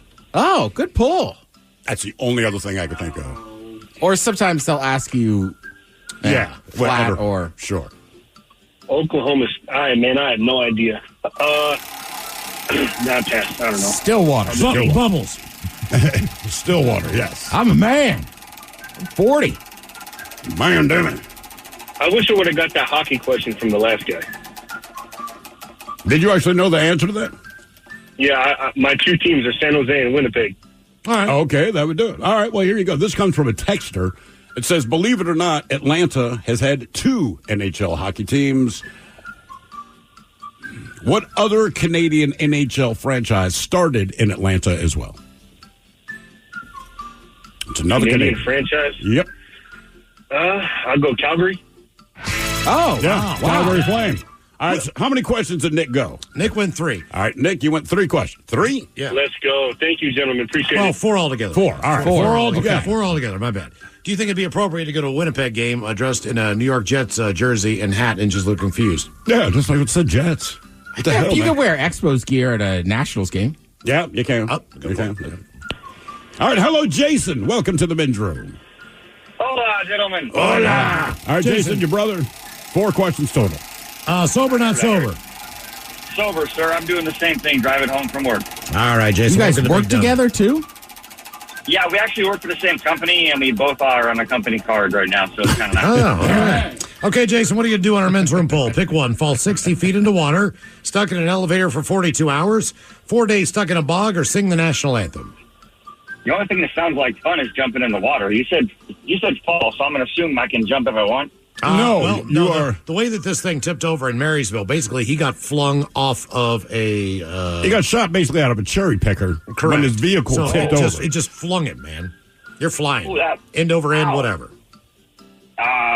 Geez, I'll still go with the water because everything else sounds like it would be really boring. Okay. By the way, Volkswagen means people's car in German. People are not submitting this.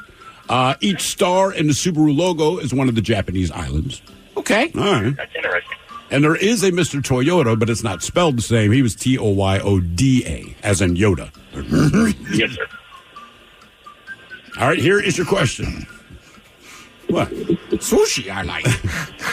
Well, it's Japanese. Yeah, That's it's where Japanese sushi Yoda, comes bro. from. Yeah. Jesus. Sake we will drink. Drunk we will be. Urine I will taste. What is Yoda? Severe will be the hangover. All right. Yoda used to party, man. You have no idea. Oh, yeah. Sure. Used to wear a gimp suit the whole nine. All right. Yes, and he did blow. Jesus. That's right, kids. Yoda used to do cocaine. All right. Here's your question. What basketball player starred alongside Jean-Claude Van Damme in the movie Double Team, which sadly is not a porn? What an awful movie. I only know one basketball star who was ever in a movie that was martial arts related, and that was, I want to say Dikembe Mutombo, or no, I'm sorry. I pull it back. Kareem Abdul-Jabbar. All right, you're way thinking Into overthinking. the Dragon, right? Yeah.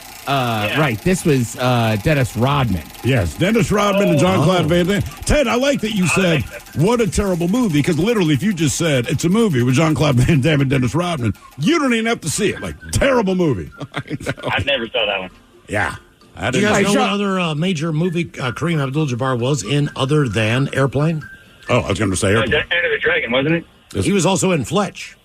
Oh, God, that's right. He was. Yeah, those are the time they were like, he just kept popping up. You're like, okay, Kareem's going to be a movie star one day. And it never happened. All right, your question. What was the highest denomination bill ever printed in the United States? Ooh.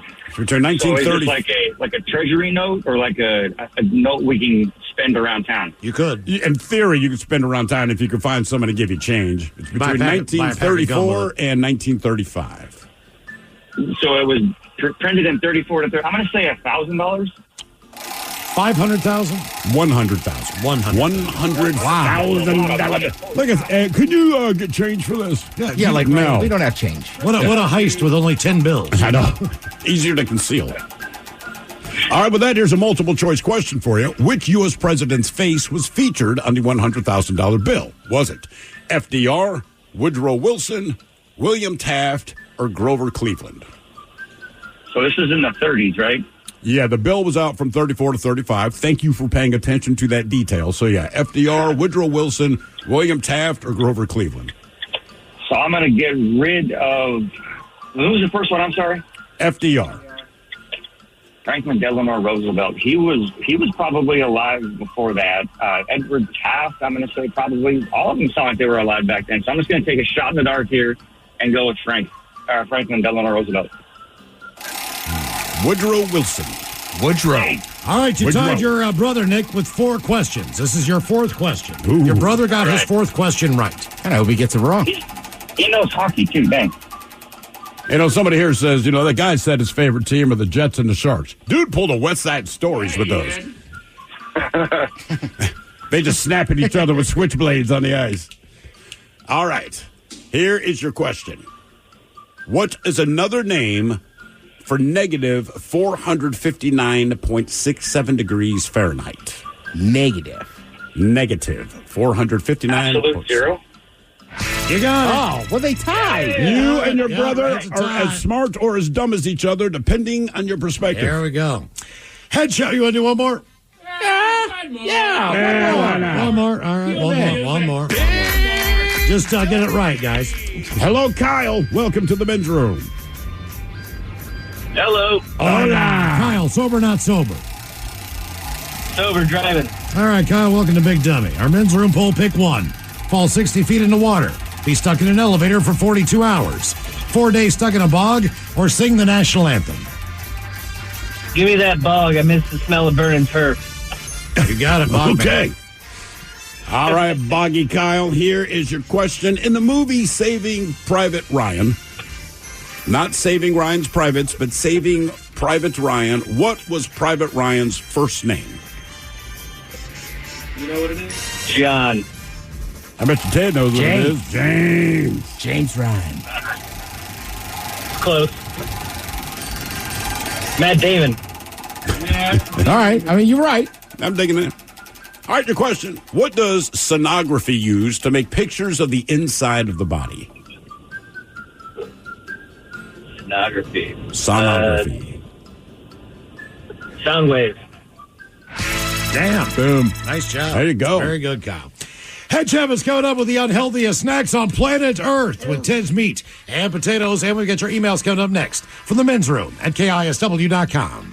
Hey, it's Tiki Barber with a special message for Seattle businesses looking to diversify your income. Amazon Hub Delivery is making it easy to earn extra money. When you partner with Amazon Hub Delivery, you and your staff will deliver packages to customers in your area. With each package delivered, you'll gain extra income and exposure for your business. There's no upfront cost, no delivery experience, and no long-term contracts required. Sign up to learn more at Amazon.com/Hub Delivery. That's Amazon.com/HUB Delivery.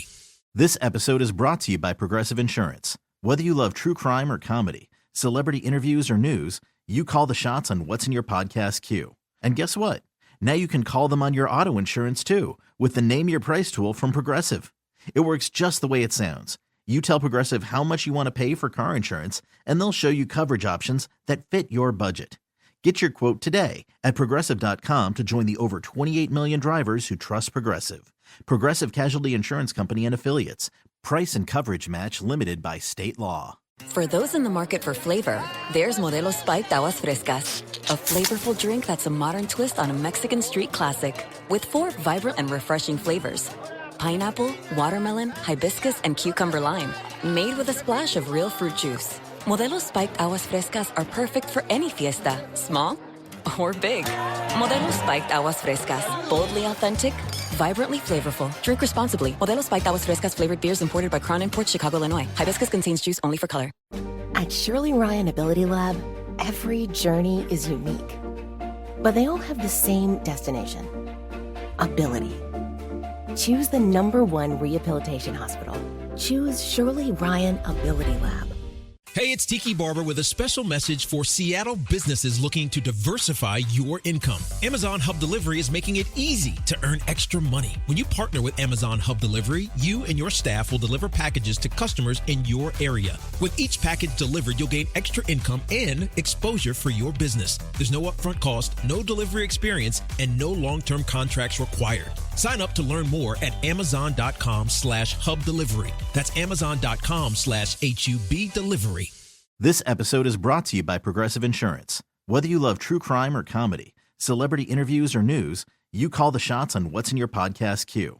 And guess what? Now you can call them on your auto insurance too with the Name Your Price tool from Progressive. It works just the way it sounds.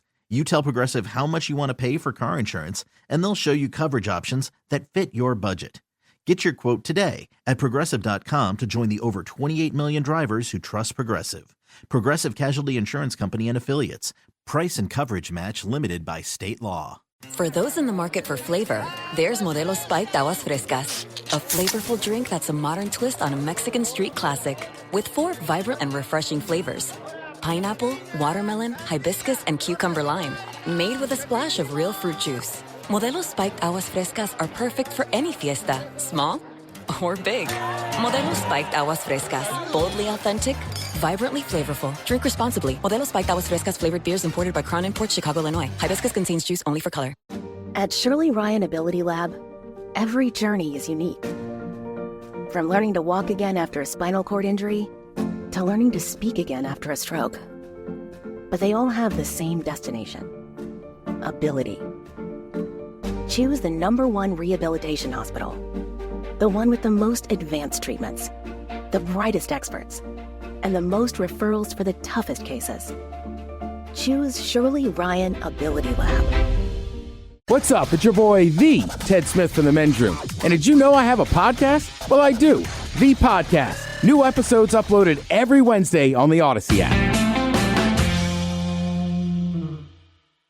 The debauchery rolls on. You're listening to The Men's Room with Miles and Thrill. 99.9 KISW. Head chef on the way, Ted Sweet of Potatoes has the unhealthiest snacks on planet Earth. But first, time for a few emails from the men's room at KISW.com. You've got mail. You've got mail. Jump right to the birthdays. This is a nice one, says Ola Bacholas. Today is my 21st trip around the sun. 7 years ago, I was 14 years old cutting grass for $6 an hour when I stumbled across this piece of crap show to get me through my day. The rest is history. Before turning 21 today, I have started my own landscaping business, Heavy Metal Landscaping, graduated from UNC Charlotte, and landed a tech job at a huge home improvement company, the one that is not orange. Believe it or not, you guys have been along for the ride, offering advice, giving me terrible jokes to tell, and keeping me up to date with current topics. The things you guys say and the music you play really do have an effect on people, and that does not go unseen. So I really want to come to Seattle, maybe catch a stop on the Men's Room World Tour, but what I really need is maybe a joke or two from Miles, a pep talk from Coach Ted about working from home. Thanks, guys, and rock on, bitches. That from Jeb in North Carolina. All right, Jeb, let's see what we got here. See, I got a special couple of minutes for you. What is another term for anal bleaching? What is another term for anal bleaching? Changing your ringtone. The man, he just stops having sex. The woman says, "What are you doing?" Guy says, "I saw it in a porn video once. They call it buffering." Here's a good one for today. Ted, you like this one? What is the difference between a Vietnamese restaurant and an Indian restaurant? Again, the difference between a Vietnamese restaurant and an Indian restaurant. A couple letters? One is for profit, and the other is non-profit. Like it. I like That's it. good. Yeah. That is good. Yeah. Jeb. That's right. What the hell's this guy's name? All right, Mike, you know the first thing we like about Jeb? What? He went to UNC Charlotte. So it's the one time we could say, go Niners. Yeah. Second of all, Jeb, look, you're working from home. I don't work from home a lot. If that was an option, I still wouldn't do it. Why is that? Because it's hard to focus at home. Even coach gets lost. Next thing you know, you're looking in the fridge. You got to buckle down, focus. Also, Jeb, have fun this weekend. Be careful, buddy. That 21 run could be rough. Guys, Kingston is 10 years old today. He's the best little leaguer in Tacoma. How about some fart noises, a fish sandwich, the captain, and Coach Ted giving some good life advice. With love from his poppy fat boy. Thank you, guys. Appreciate it.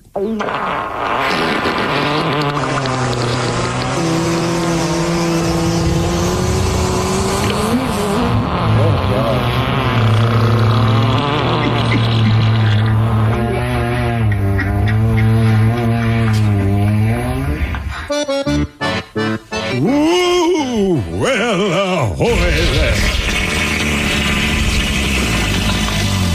Just so you know, I have 3 lawyers sitting with me because they said you're 10 years old. I said, I don't know why you guys need to be here, so here's some life advice. When the old Capitan turned 10 years old, he lied, said he was 18, joined the Navy, and had a very distinguished career before being asked to leave. But now look at me. I own a cereal empire with all of my mascot friends. Quick side note, the reason your dad goes by Fat Boy is because he probably ate a lot of my products. Crunch Berries. Do I get a fish sandwich? All right. Happy birthday, Kingston, or should I say, happy birthday, Kingston. Listen, your parents, they're probably honest. You might be the best little leaguer in Tacoma, all right? We don't go in with that mentality. You got to be playing 10, 20 years in the MLB before you can be the best. You want to be good. Remember, stay humble, son. Keep working. Second of all, there's a lot of guys out there, a lot of 10-year-olds doing the same stuff. Get those swings in. Keep your head down. All of Charles, today I turned out 36. Can I get some thrill shotgun gets and some of Miles' dad jokes and a fish sandwich, please? Thanks, guys. That from Jason. Get. I'll have a fish sandwich. Get. Guys, I just farted on my wallet. Oh, no. Now I got gas money. What do you call a rapping dairy farmer? A rapping dairy farmer. Rapping dairy farmer. That is correct. A rapping dairy farmer. MC Moo? Ooh, not bad. I like that. Any ideas? I have no idea. Sir Milks a lot. That's a Seattle joke. That's local. Yeah. And here's what I was going to give you earlier. What athletic apparel immediately gives you diarrhea? What athletic apparel gives you diarrhea? It's one of my favorites of the day. I don't know. Puma pants.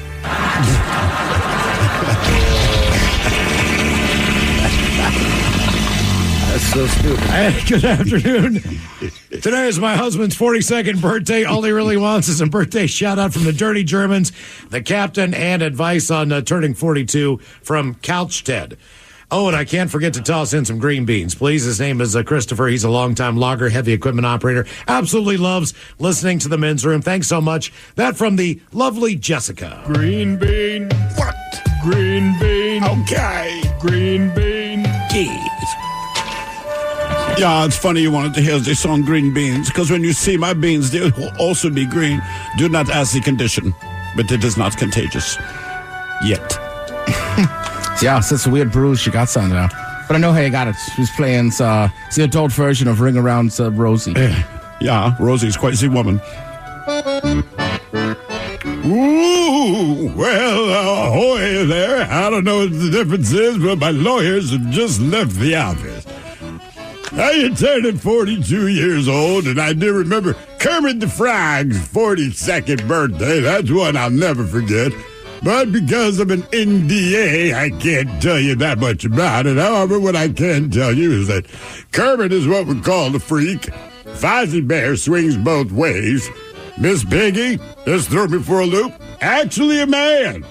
Gonzo uses his nose in place of other anatomy. Statler and Waldorf, they don't wear pants, and that includes when they're in the balcony. And finally, it turns out the Swedish chef, he speaks the Queen's English, but he mumbles because he's also addicted to Novocaine. And by the way, Beaker gives an amazing prostate massage. You don't even have to ask him to do it. Crunch berries. All right, guys, here you go. Happy, happy, happy birthday. Happy, happy, happy birthday. Happy, happy, happy birthday to you, to you, to you. Ya's a Dirty Germans brought to you by Men's Room Original Sausage. Available through Uli's world famous sausage, mensroomlive.com, and other fine retailers. Schweinefleisch. Time to open wide and sample Ted's meat. And potatoes. Now, here's your host, head chef of the Men's Room, the Ted Nugent. Head chef in the house. Thank you, folks. Thank you. Now, today we get this from the Eat This, Not That blog, and these are the list was the 40th unhealthiest snacks on the planet. I have the top 10 for you. All right. Now, like I said, some of these, I don't even know how much of this like kids eat anymore, but there is a couple on here that I know all four of us enjoy. Oh, boy. Also, might depend on, your state of mind? Correct. There's a couple of these from like you would only have them in your house if you had a kid or you're a stoner. And if you're both, buy twice as much. I should say that. I used to eat like crap. I didn't smoke weed back in the day. I mean, it's not that I eat super healthy. I don't eat super crappy. The kids have a lot of crappy food, but if I get stoned, that's when I rate. Yeah. I don't feel bad about eating stoned. No, I don't. I just look, I was stoned. So I ate 14 drumsticks. What are these wrappers? Number 10 on the list, Chewy Dips chocolate chip granola bar. So you see the standard Chewy, I think it's the Quaker brand. It's like they have the mix pack. They're the so this basically is like, hey, this is a chocolate chip one, but it's covered in chocolate. Oh. But, when you see granola, because if you're the average parent, I'd be like, there's a Hershey's chocolate bar. Or let's get the chocolate-covered granola. Correct. That's exactly. You've made a mistake.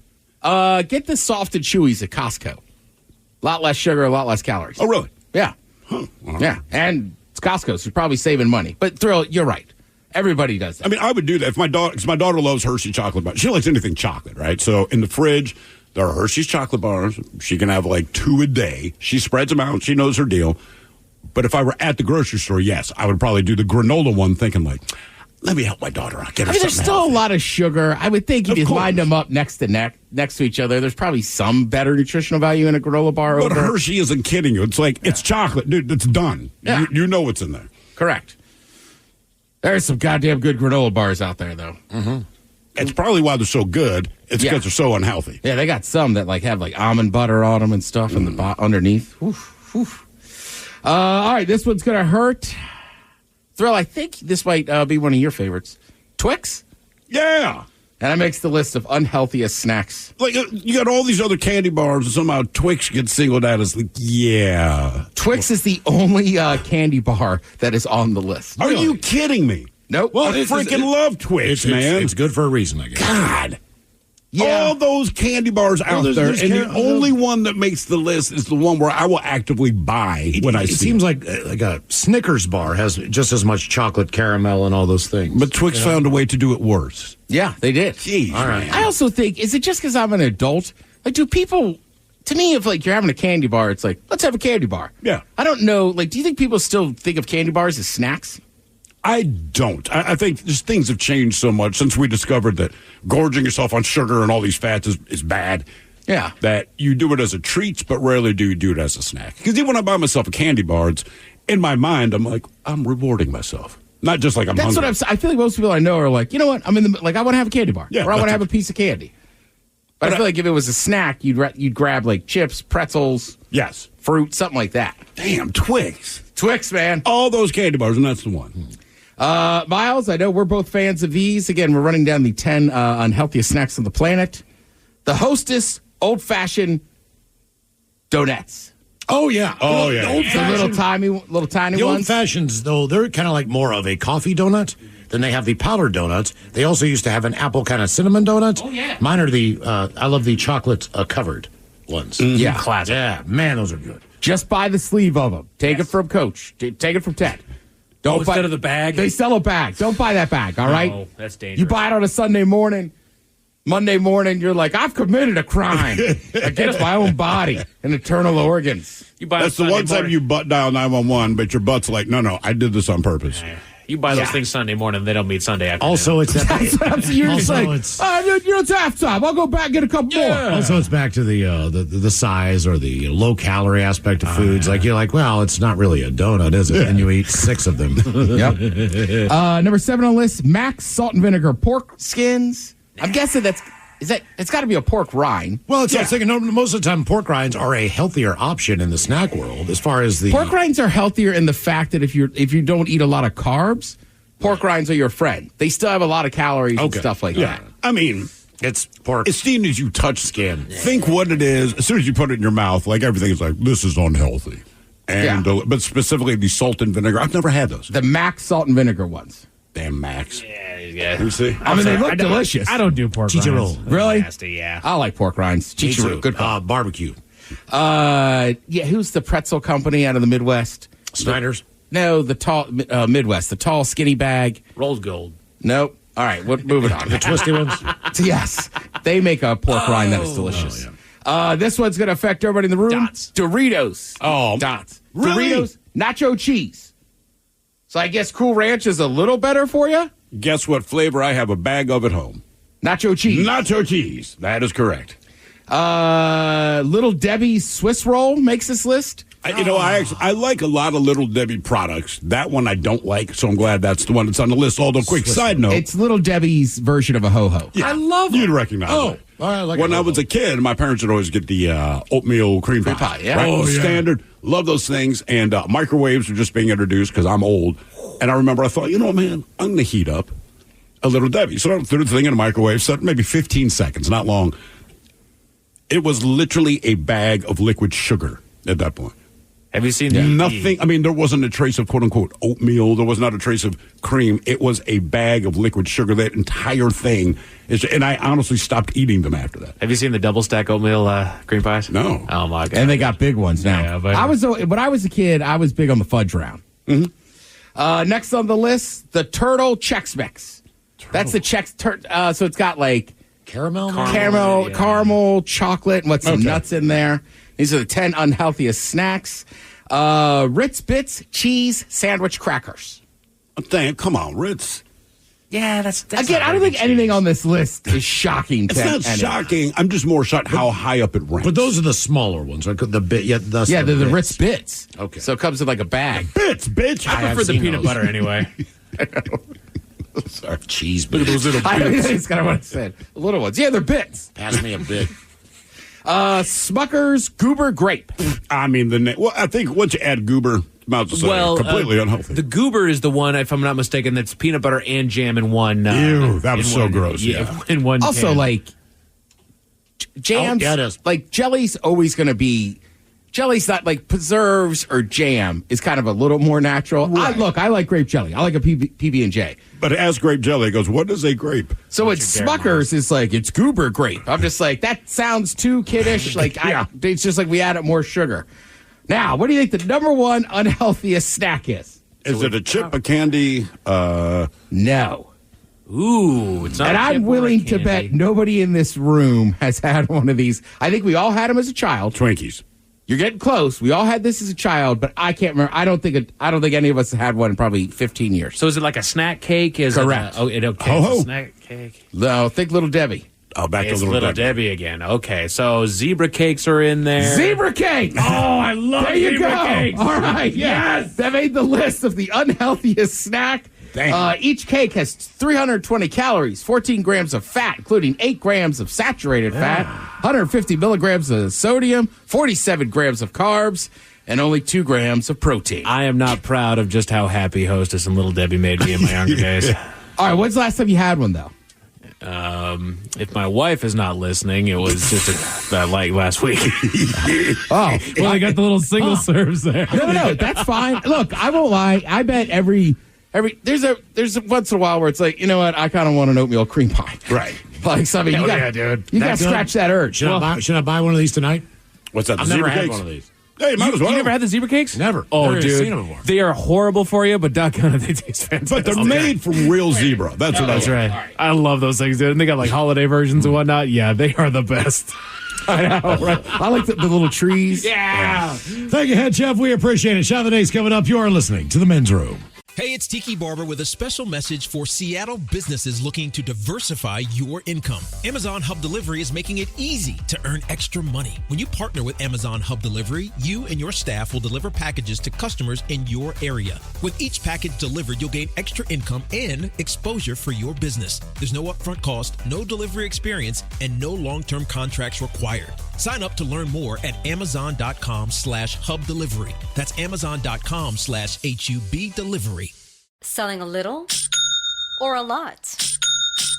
Shopify helps you do your thing, however you cha-ching. Shopify is the global commerce platform that helps you sell at every stage of your business. From the launch your online shop stage, to the first real-life store stage, all the way to the did we just hit 1 million orders stage. Shopify's here to help you grow. Whether you're selling scented soap or offering outdoor outfits, Shopify helps you sell everywhere. From their all-in-one e-commerce platform to their in-person POS system, wherever and whatever you're selling, Shopify's got you covered. Shopify helps you turn browsers into buyers with the internet's best converting checkout. 15% better on average compared to other leading commerce platforms. And sell more with less effort thanks to Shopify Magic, your AI-powered all-star. Shopify powers 10% of all e-commerce in the U.S. And Shopify is the global force behind Allbirds, Rothy's, and Brooklinen, and millions of other entrepreneurs of every size across 175 countries. Plus, Shopify's award-winning 24/7 help is there to support your success every step of the way. Because businesses that grow with Shopify. Sign up for a $1 per month trial period at shopify.com/Odyssey Podcast, all lowercase. Go to shopify.com/Odyssey Podcast now to grow your business, no matter what stage you're in. Shopify.com/Odyssey Podcast. This episode is brought to you by Progressive Insurance. Whether you love true crime or comedy, celebrity interviews or news, you call the shots on what's in your podcast queue. And guess what? Now you can call them on your auto insurance too with the Name Your Price tool from Progressive. It works just the way it sounds. You tell Progressive how much you want to pay for car insurance, and they'll show you coverage options that fit your budget. Get your quote today at Progressive.com to join the over 28 million drivers who trust Progressive. Progressive Casualty Insurance Company and Affiliates. Price and coverage match limited by state law. Coastal Farm and Ranch. We're just what the country needs. On July 24th through the 28th, it's buy two, get one free on Country Companion Feed. Buy three, get one free on Sunglow Show Feed. And buy three, get one free on large bags of Purina Feed. Coastal Farm and Ranch. We're just what the country needs. Get more feed for less this week at your local Coastal. 99.9 KISW. The shenanigans continue. This is the Men's Room with Miles and Thrill. All right, check out in just minutes. We'll drink and toast with the shot of the day. And we do have your headlines on the way at 5:50. But first, quick check out with Mike Hawk and some of the stories and headlines he is not working on. Thank you, Miles. Authorities are trying to figure out why drunk driving arrests in Nantucket have surged. Maybe because there's more cops. That's what I was thinking. It was like, well, because there's more DUI patrols. More checkpoints. I don't think people are just drinking more. Nantucket? Yeah. Nantucket. And just driving infractions? Sorry, I missed the beginning. DUIs. There's more DUI, drunk driving. I can tell you. Talk to me. So, if you've ever been to Cape Cod, right? Like Martha's Vineyard, those islands, by the way, take a while to get out to them. But Nantucket, like Martha's Vineyard, people are like, come on over. Nobody, the people who lived on Nantucket didn't want you there. Right. It's a 3-hour ferry ride from Hyannis. All right. They have recently opened a brewery, a distillery, and like a whole area where people now are taking day trips out there. Because it used to be there was hardly any cars on that island. I mean, it's like stepping back in time. So like now, I mean, I'm just guessing, but I'd say the fact you have a giant brewery and a distillery out there might mean the locals are getting a little looser. All right. Yeah. There. And also that island, like, yeah. A small town in California is about to lose its defining feature that none of the homes have an address. How do you find them? I don't know. To be honest with you, I've been mulling that over this entire time, but it's one of the little bits of charm that it's in that area. Like, we don't have addresses. Charming to your house catches fire. Yeah, no kidding. What's your address? It's the one on fire. My husband just had a heart attack. Right. All right, then. Drive him here. Well, see ya. Yeah, right. You come to us. A surprising cure for HIV may be found in the antibodies of llamas. I was wondering, how did they discover this? Well, don't llamas have like one of the best immune systems out there? I don't know. Do they? I feel like I heard that somewhere. I mean, maybe among mammals, I want to say what sharks are like number one. Okay. Right? Like they just don't they're get not a disease. mammal, but... Yeah, they're not a mammal, but I mean, as far as animals go, they don't get anything. You know, the reason that sharks don't get anything is because of the way that their skin is formed. Yeah. Sure. So they've got this plate not tectonics, but plate. It's close to that term. Sure. But they even said like even interior disease, like cancer. They're like, not sharks. Because they have this stuff called sharklet technology that they put on all the hospital stuff, like the railing and everything. Oh, okay. It's a clear plastic, you can't see it. But it's the same exact structure of a shark's skin, therefore bacteria doesn't stick to it, diseases can't, right, I mean, can't it's hold crazy. on to it. Yeah, seriously. And it's all just based on the formation of that skin. Huh. Well, there you go. I mean, llamas, I guess they're healthy. I don't know. They spit a lot. They do. They do. Maybe that's what keeps them healthy. Right. Well, we also like to put a dip in. Yeah. I'm more of an alpaca guy. Yeah. Alpacas, what they just have longer hair, right? They seem friendlier. Llamas are kind of, everybody's like, oh, I love llamas, but they're kind of known for being D's. Well, they look a little bit different, too. Yeah, but at least alpacas can get you some socks. Alpacas look like Taylor Lautner. Yeah, yep. They do. They did a side-by-side picture. I'm like, my God, that boy looks like a llama. Well, alpacas. I think the alpaca has more of a snubby nose. Ah, okay. That's how I tell the difference. I could be totally wrong. I don't know, but that's what I'm going with. I think if you saw them both standing at a farm, it'd be hard. Like, I don't know that I could point which one is which. I got you, Ted. Be like, nah, it's too long of a nose. It's a llama. We'll ask Paula. Guys, it's a bear. Oh, that's right. I forgot. I think she has both. Steve, what day is it? Thursday. You're right. It's World Listening Day. I'm glad that you were paying attention when I told you earlier today. You actually did. Oh, he actually did? I know he's just giving you a hard time. No, hours before the show, he said today is World Listening Day. It is indeed. So I decided Mike. In that spirit, we are not the best listening animal, as is evident by what just happened here. There's a handful of other animals that can listen a lot more than we can, but let's just get into the top 10. The Men's Room Top 10. The Men's Room Top 10. The top 10 animals with the best hearing. Let's talk about the animal with the worst hearing. The naked mole rat. Gee, I wonder why. They live underground. They're blind. And they make loud, piercing noises. Only they don't know they're loud, piercing noises since they can't hear anything. Also, they look like a human skin ship with creepy little legs and gerbil teeth. Yeah. They are an ugly-ass animal. When's the last time you looked up a picture of a naked mole rat? Because as soon as he cut that, JD walked in here and was like, oh my God, when's the last time you saw one of these things? And he was freaking out. He's not wrong. They look like a dismembered member that just grew legs and little nasty teeth. It is kind of scary. I used to have a frickin' war with the moles in my yard in Maryland. God almighty. They weren't naked, they were hairy, but man, they did their damage. Where do you even find the doggone naked mole rat? I don't know. Who grabbed this and was like, we should put this in the zoo? Because that was like the first animal, the first time I ever went to the zoo, I remember was the doggone naked mole rat. Yeah, it was not the best, well-guided Children, gather around. Have you ever seen a human penis with buck teeth? Mm-hmm. Here it is. Eat 'em claw zoo. We got the naked mole rat exhibit. Horse was the grand finale. Yeah. Kids can't let you in for this part. Ask your old pappy what he's up to. There's a show involved. So these are the top 10 best hearing animals. Number 10, the avian variety, the pigeon. They have incredible hearing, and there's some scientific speculation that they use their exceptional ability to hear infrasound as a part of their impressive inbuilt navigation system. Huh. Yeah. But I would have never guessed a pigeon. No. In fact, if you tell them to go the F away, they don't listen. No, they really don't. Got move. They are some of the dumbest birds, dude. And I still, to this day, I don't think I've walked by one that's had all of its toes on its feet. Good Lord, man. I don't know why I focus on that. Maybe it's because I figured it out, like, none of these doggone things have all their toes. But next time you're out there smoking or whatnot, I'm going to start staring at pigeons' feet. That's right. I guarantee you're going to just be like, dude, that one doesn't even have a foot. Well, they don't have to. They're not real. Oh, that's right. Fair That's call, right. Ted. Yeah. Mm-hmm. Agents of the government. You ever seen a baby pigeon? No, I have not. I just thought it's because they're in nests. But hey, you're right. They get built. Number 9, sticking with vermin, rats. Really? It says pigeons excel in the lower frequency range, but rats rule in the higher frequencies. They hear sounds up to 90,000 hertz, and they can chat to their young at frequencies around 50,000 hertz. In case you're wondering, human beings, we stop at about 20,000 hertz. Way to pull that knowledge, Steve, because I did not know that.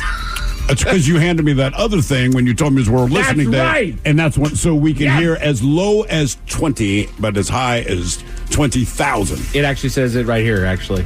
Yeah. So what's crazy is because they said like rats laugh when you tickle them, which is odd because that means they're scientists tickling rats. Hey man, you're into what you're into. That's your own pillow talk. What if they can be tickled? Somebody had to think that. Right. Or maybe it's, you get close with the rats that and you're then rubbing working his on. belly. Yeah, that's right. And he's like, stop it. Stop, man. No rubbing round and round. That's a rat joke. You get that? Rat joke. Rub him round and round. Round and round. Yeah, I thought he was just being a perv. I forgot. Round and round. Yeah. I'm trying to think, what's their other big hit? There's Way Cool Jr. Lack of communication. Yeah, lack of communication. Wanted Man. Our texts are about to blow up. Anyway, 10 best hearing animals. Number 8, the sultry horse. The sultry horse. They can hear quite a bit better than humans. They can detect sounds at a lower frequency, 14 hertz. Oh. So that's why they get jittery all the time. They can hear you lay it down.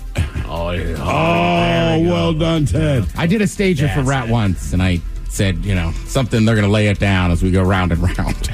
So like for rat, it was fine to be that cheesy. It's fine, yeah. You can be cheesy with rat. I think that's okay. Said Elko, Dana didn't mind. But more than that, horses have 10 muscles in their ears, which allow them to move 180 degrees. Their ears do move a lot. They do. Because they're not a predator. That's right. There's a lot of animals that are not, their ears are constantly going around. You ever felt a horse's ears?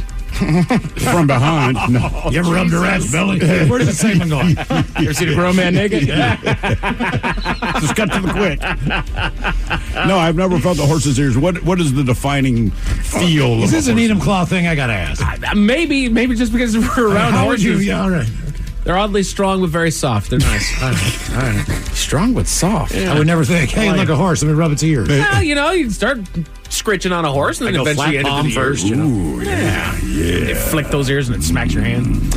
Elephants. Shocking. Yeah, I've heard that. They have such big ears, it shouldn't be a surprise that they have good hearing. Their hearing excels in the higher frequencies 6 times higher than humans. Really? Indeed, sir. Because I'd heard when they communicate with each other, apparently they can communicate for miles with each other.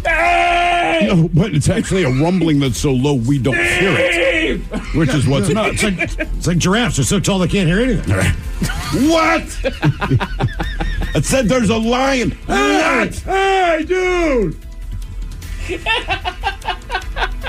They're just so far out there they can't hear anything. I tried to tell him there's a lion, dude. They can't hear me. Eating those leaves. Oh, damn it. 10 best hearing animals. Number 6. Not shocking. It's the dog. Yeah. They can identify sounds 800 meters away, which means that they can hear the sound of your car returning home and be right there at the front door with tails wagging to greet you, which they do. And the Amazon delivery guy, we know he's coming. The truck hasn't even touched the driveway. The dog's already at the door ready to kill someone. Mm-hmm. Does Molly hop up sometimes before you even hear something coming up the driveway? Constantly. If you're on our driveway, she immediately wants to know who it is. But this is what I know. If she does not bark, it is someone we know that has been to the house before. If she starts barking, chances are it's a delivery or we ordered food or something like that. Well, and much like you've talked about how their brains are kind of wired differently on how they identify things, she can tell the sound of the Amazon, like the engine, the way that the tires move on the ground. Like she they knows can my walk identify up that. the driveway. Right. Because she knows that sound. She identifies that sound as exactly you. Mm-hmm. So, and it's like dogs we were talking, was that yesterday, the other day, about how they're always interested if you're having sex. Yeah. Oh, yeah. So maybe part of it, besides the smell, is just the sound. I think it's the full package. In fact, you know what Molly said to me last time we're having sex? You need lube. Molly was like, "You ever touch a horse's ears? You need to bring a horse into this bedroom." This is going to cause some controversy, but what animal can be better than a dog? A horse. Yeah, darn right. A horse. No, the horse was already said, Ted. Isn't there worse? Thought we were doing a horse joke. The cat. Oh, Lordy. They can hear lower frequencies and higher frequencies better than dogs. They also have about 36 muscles controlling their ears to give them 180-degree coverage. Have you ever felt a cat's ears? I have felt my cat's ears, yes. See, and you're not perverts for that. Well, she headbutts me. I mean, she's in my face, man. I've just never had a horse walk over like, "Go ahead, touch me. Touch me." Where the cat's like, "I need you to touch me." I need you to touch my ears. I'd be kind of scared to just touch a random horse's ear. I would, too. Well, a random horse, yeah. Well, I'm just saying, even if you said, "Hey, come down to my place. I got a horse." And we're going to touch his ears. And I'm like, you're like, yeah, I don't know. I'll be dead honest. Horses are massive. They kind of scare me. Yeah, now you scratch on their necks a little bit, man. You scratch their head, and eventually you just get on the ear. You ever go horseback riding? Sure. Not since I was like 12. I mean, I did it once as an adult, and I remember they asked your weight and all that kind of thing. And the guy says, "Okay, perfect. I'm going to get you Mouse." In my mind, Mouse is going to be a tiny horse. Mouse was a goddamn Jurassic creature. It just happened to be gray. Like a man, this horse was so freaking tall. Sweet horse, but when he walked him out, I'm like, oh my God. Okay. Dolphins come in there. Dolphins. Oh, I like how you phrased that. Yeah. Didn't sound right. Yeah. They use echolocation to hear just like bats. Their superpowers in higher frequencies where they can hear sounds to up to 20,000 hertz. Oh, then I know what's number one. Do you? What do you think? Thinking it's a big old blue whale. It is not a whale. In contrast, whales use low frequencies to communicate. Oh. Yeah. Because I heard they can communicate, 200 miles away. They can go pretty far. Owls come in at number 3. Oh. Barn owl hearing ranges from about 200 hertz up to 12,000. By comparison, a parakeet can hear 8,000 hertz, and chickens can only hear as high frequencies as high as 2,000. Chickens are dumb enough; they don't need to hear anything. So I think with an owl, it's more just about the vast range of what all they can Think hear. about how they hunt, because they hunt silently. Yeah. Right. So you get some little field mouse that no one else knows is there, and that owl just... Right, and it's nighttime, and that little poor mouse. Oh, yeah. Just running across the leaves and everything. That owl hears it. What is the best time for a mouse to be outside, okay? I'm assuming you're just in general wilderness. I think daytime. During the day? I mean, there's hawks out there. Yeah, they're That's going to be what I'm looking for you, saying. but you can see them because it's not like they sit on the branches. They circle up overhead. True. And then that's what at I'm night thinking. you go out and it's like the owls are going to F you up. The sky ninjas are coming after you. Sky ninja. That's what mice call owls. The bug-eyed sky ninja. Dude, I love owls. They're so freaking cool, dude. They don't make a single sound when they fly. It's crazy. Isn't it good luck if like an owl lands in your yard? I think so. I'd consider it good luck. I'd be like, oh my God. For a human, yes. For a mouse, no. No. For your cat that's out back, too, it's not a very good thing. Oh, do they snatch up cats? You damn right they do, dude. Okay. Yeah. They are birds of prey. They are raptors. There was a buddy of mine. They are raptors. When I was in Scouts, one of our leaders, he was talking about clearing trees out in his back property, and I don't remember if it was an eagle or a hawk or an owl, but he cut down a tree that had a nest in it. There was about 6 or 7 collars that were in there. Yeah. I mean, yeah. Fluffy. Well, remember, owls regurgitate. That's why all of us in school dissected that little puke pellet. They're anorexic and they're working through it. All right. Number 2, bats. They can hear the range of 9,000 to up to 200,000 hertz, and you guys are never going to get this, but the number 1 best hearing animal, according to science. There we go. Thank you, Steve. Well, it's, World Listening Day. We go to the world of insects. The moth. Really? The moth, the greater wax moth, found in most places. Stop it in the world. WHACKS, yeah. Is capable of hearing frequencies up to 300,000 hertz. Moths have a pair of eardrums on its flanks that each vibrate 4 receptor cells, but that is enough to alert them to potential predators. The greater wax moth is particularly well adapted to avoid bats with their exceptional hearing. Here's my question, and all of this is fascinating to me, but being that we only hear in the range we hear, if you could hear up that high or hear that low, what is it that you hear? Are you hearing the power lines? Are you hearing, every time someone's shucking the corn, like, that dude who lives in that house can't leave himself alone. Right. I'm just like, what are you listening to? Exactly. Is it other animals? Is it, I just don't know. 3 teenagers were arrested for breaking into a race course, but you won't believe who was in there when they broke in, Miles. Who was in there? Tell you all about it at 5:50. Thank you, sir. Headlines are coming in at 5:50. In the meantime, let's get a contestant on the line for Profile This at 206-803-ROCK. All right, we have a minute to drink it time. Question for you. What business couldn't use extra income? Hey, it's Tiki Barber. Right now, Amazon Hub Delivery is looking to partner with ambitious Seattle businesses to become Amazon Hub partners. You and your staff will deliver packages to customers in your area when it's convenient for you. And with each package delivered, your business gets paid. Sign up at amazon.com/hub delivery. That's amazon.com/HUB delivery. Hey, it's Tiki Barber with 2 words any business owner wants to hear: extra income.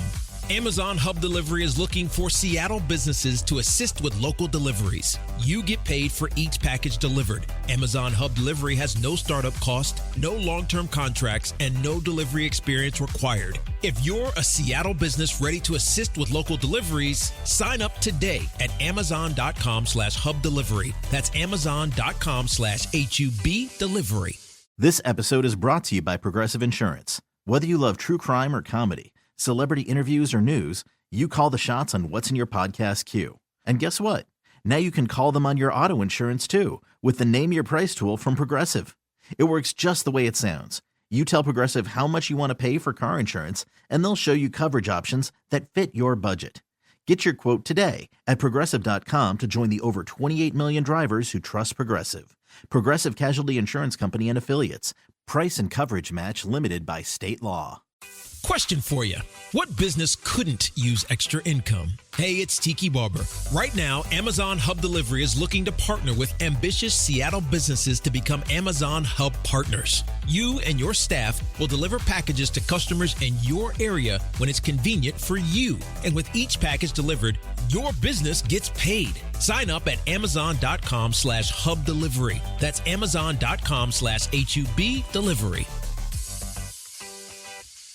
This episode is brought to you by Progressive Insurance. Whether you love true crime or comedy, celebrity interviews or news, you call the shots on what's in your podcast queue. And guess what? Now you can call them on your auto insurance too with the Name Your Price tool from Progressive. It works just the way it sounds.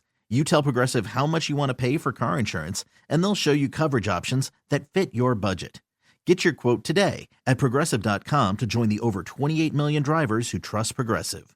Progressive Casualty Insurance Company and Affiliates. Price and coverage match limited by state law. For those in the market for flavor, there's Modelo Spiked Aguas Frescas, a flavorful drink that's a modern twist on a Mexican street classic. With 4 vibrant and refreshing flavors: pineapple, watermelon, hibiscus, and cucumber lime. Made with a splash of real fruit juice. Modelo Spiked Aguas Frescas are perfect for any fiesta, small or big. Modelo Spiked Aguas Frescas, boldly authentic, vibrantly flavorful. Drink responsibly. Modelo Spiked Aguas Frescas flavored beers imported by Crown Imports, Chicago, Illinois. Hibiscus contains juice only for color. At Shirley Ryan Ability Lab, every journey is unique. But they all have the same destination: ability. Choose the #1 rehabilitation hospital. Choose Shirley Ryan Ability Lab. What's up? It's your boy, the Ted Smith from the Men's Room. And did you know I have a podcast? Well, I do. The Podcast. New episodes uploaded every Wednesday on the Odyssey app. Somebody out there deserves to be recognized. And the Men's Room knows just who it is. So to you, we say, bottoms up, sailor.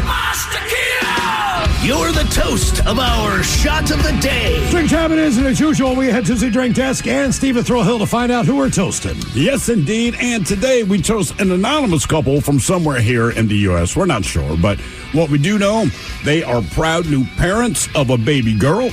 She was born healthy, weighing in at 7 pounds, 10 ounces. They named her Anna Lee, which turns out it means grace or light. Anyway, they announced her birth to the world via a giant road sign, which is pretty cool. And it reads, "Welcome to the world, Anna Lee." Unfortunately, because of how they chose to spell little Anna Lee's name, most people believe that the sign was saying, "Welcome to the world, Anna Lee." Oh, dude, I mean, it's this big-ass sign. No, they spelled it Nally. Nobody thinks Anna Lee when they see it. Because Mike showed me the sign earlier, and I'm like, what does that mean? And he's like, that's a little girl's name. Her name is Anna Lee, but again, the sign, if you just read it as we would read it, welcome to the world, anally, which, by the way, kids, not possible. I did like the in spite of the lawyer joke. I did like the FARC headline. We didn't know that they could be born that way. Right. Welcome to the world anally. What is that incision called? The episiotomy. Episiotomy. Yes. So we pour this booze and we drink this booze because we think it's yummy. Yummy. So over the tongue and down the throat to party in our tummies. Down the hola bichola. The Men's Room presents Profile This. As Stephen Throw, could you please tell everyone how Profile This is played? I sure can, Miles. It's a simple game where we share with you a real-life news story, something that happened right here on planet Earth. Earth. And as you listen to the story, based on the stereotypes you believe to be true of people and the decisions that people make, we'll ask you what it is you think makes a story a story. Hello, Blake. Welcome to the Men's Room.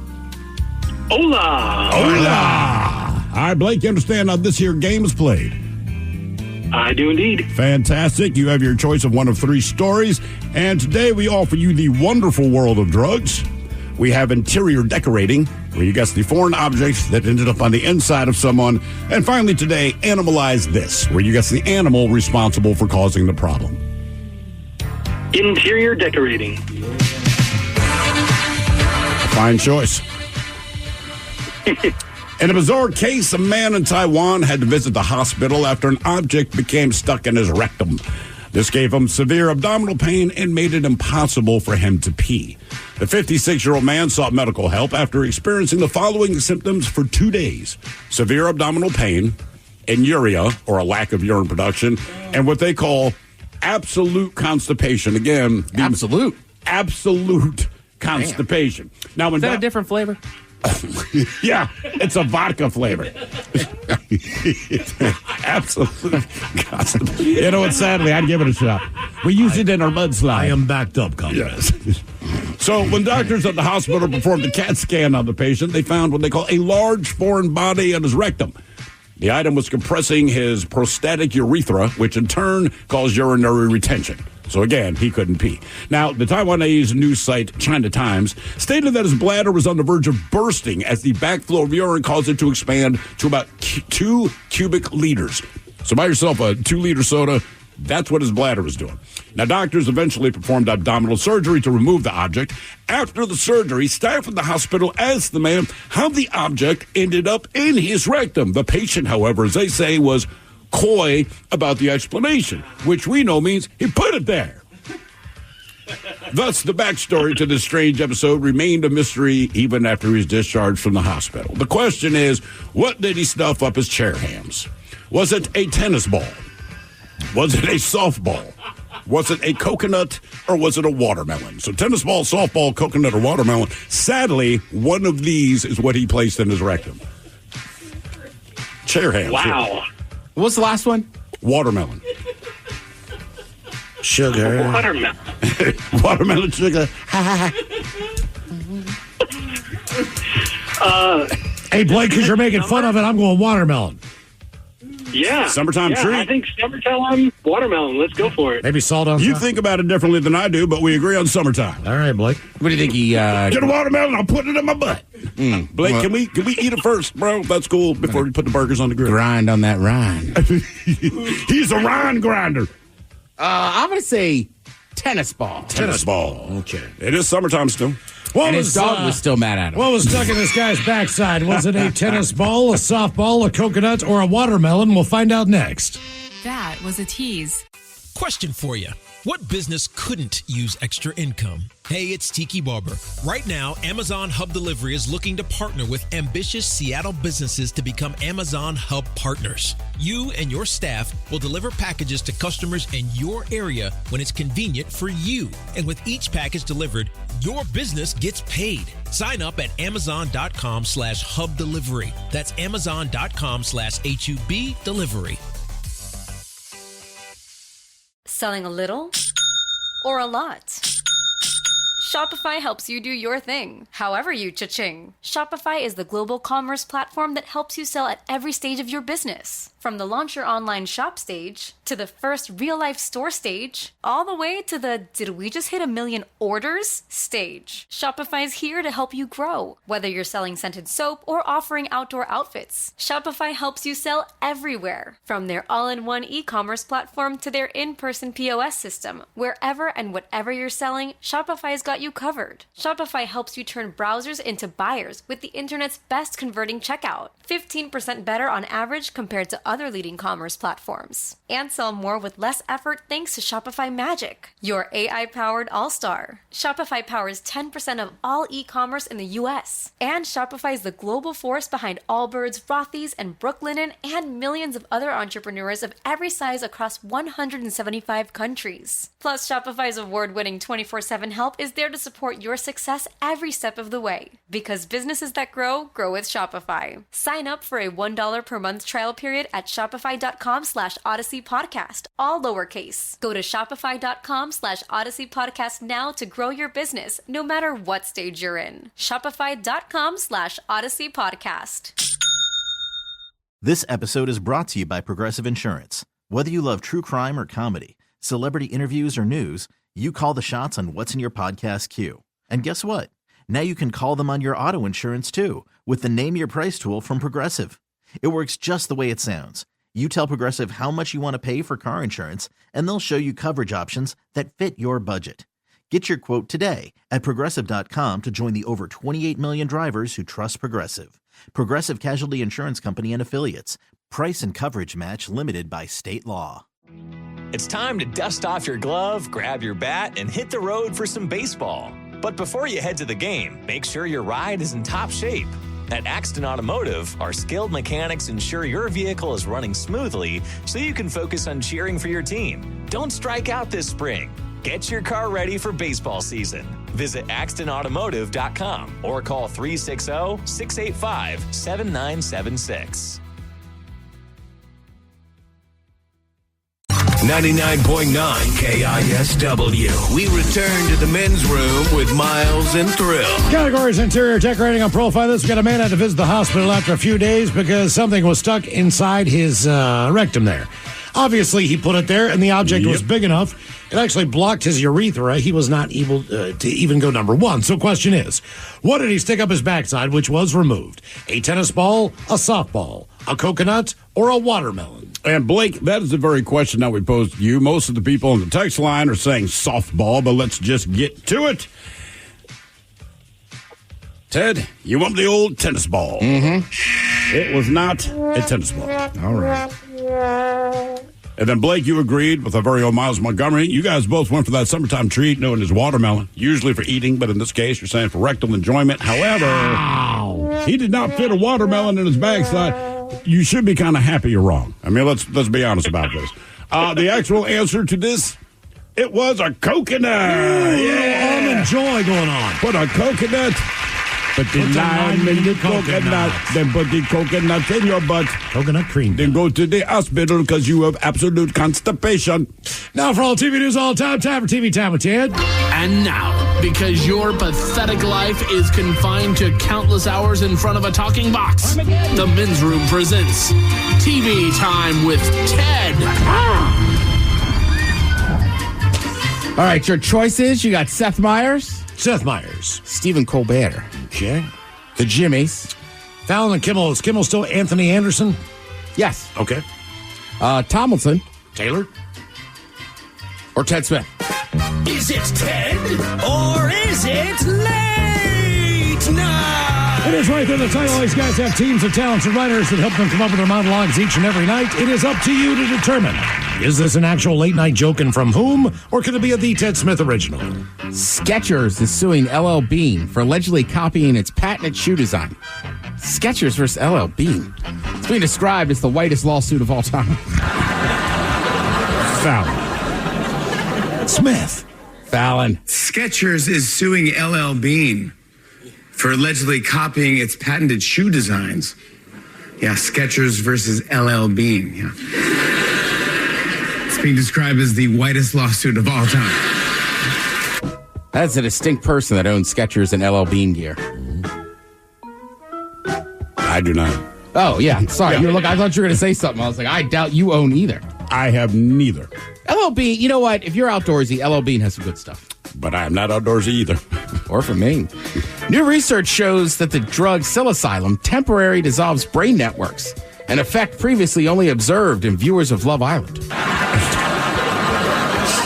Seth? Colbert. All right. New research shows that the psychedelic drug psilocybin temporarily dissolves brain networks, an effect previously only observed in viewers of Love Island.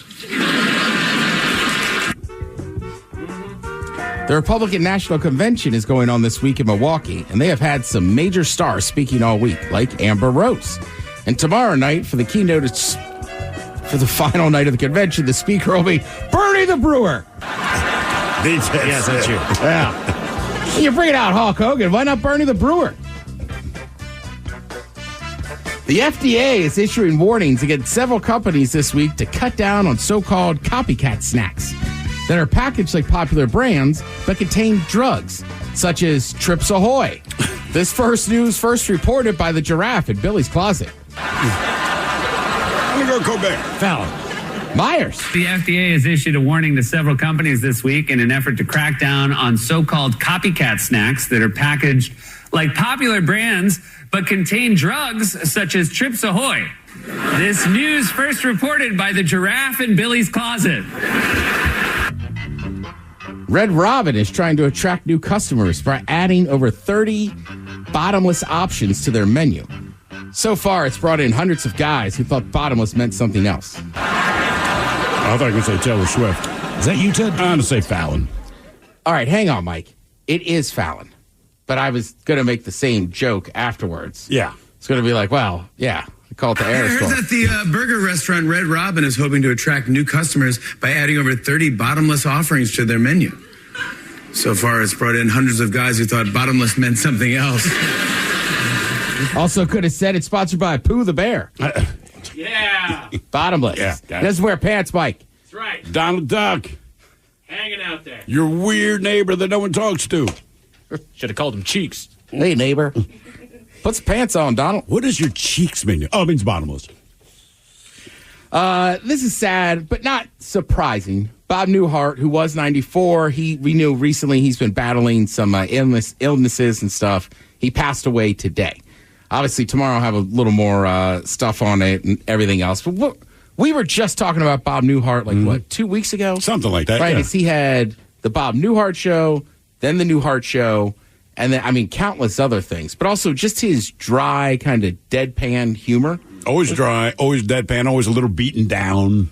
You know, he was always that guy. But funny all the time. I was going to say, but he was always funny. Because as a kid, I found him funny. Yep. As I got older, I felt like I understood some of his comedy better. Sure. And still found him super funny. I agree, man. And he's credited with having one of the best finales of any show ever. Right, I talk about that. I did not get it when I watched it, but the Newhart show was the second version. And then he just wakes up and it's a dream and he's in bed with the original wife from the Bob Newhart show. Yeah. Which I wonder if you could even pull that off anymore.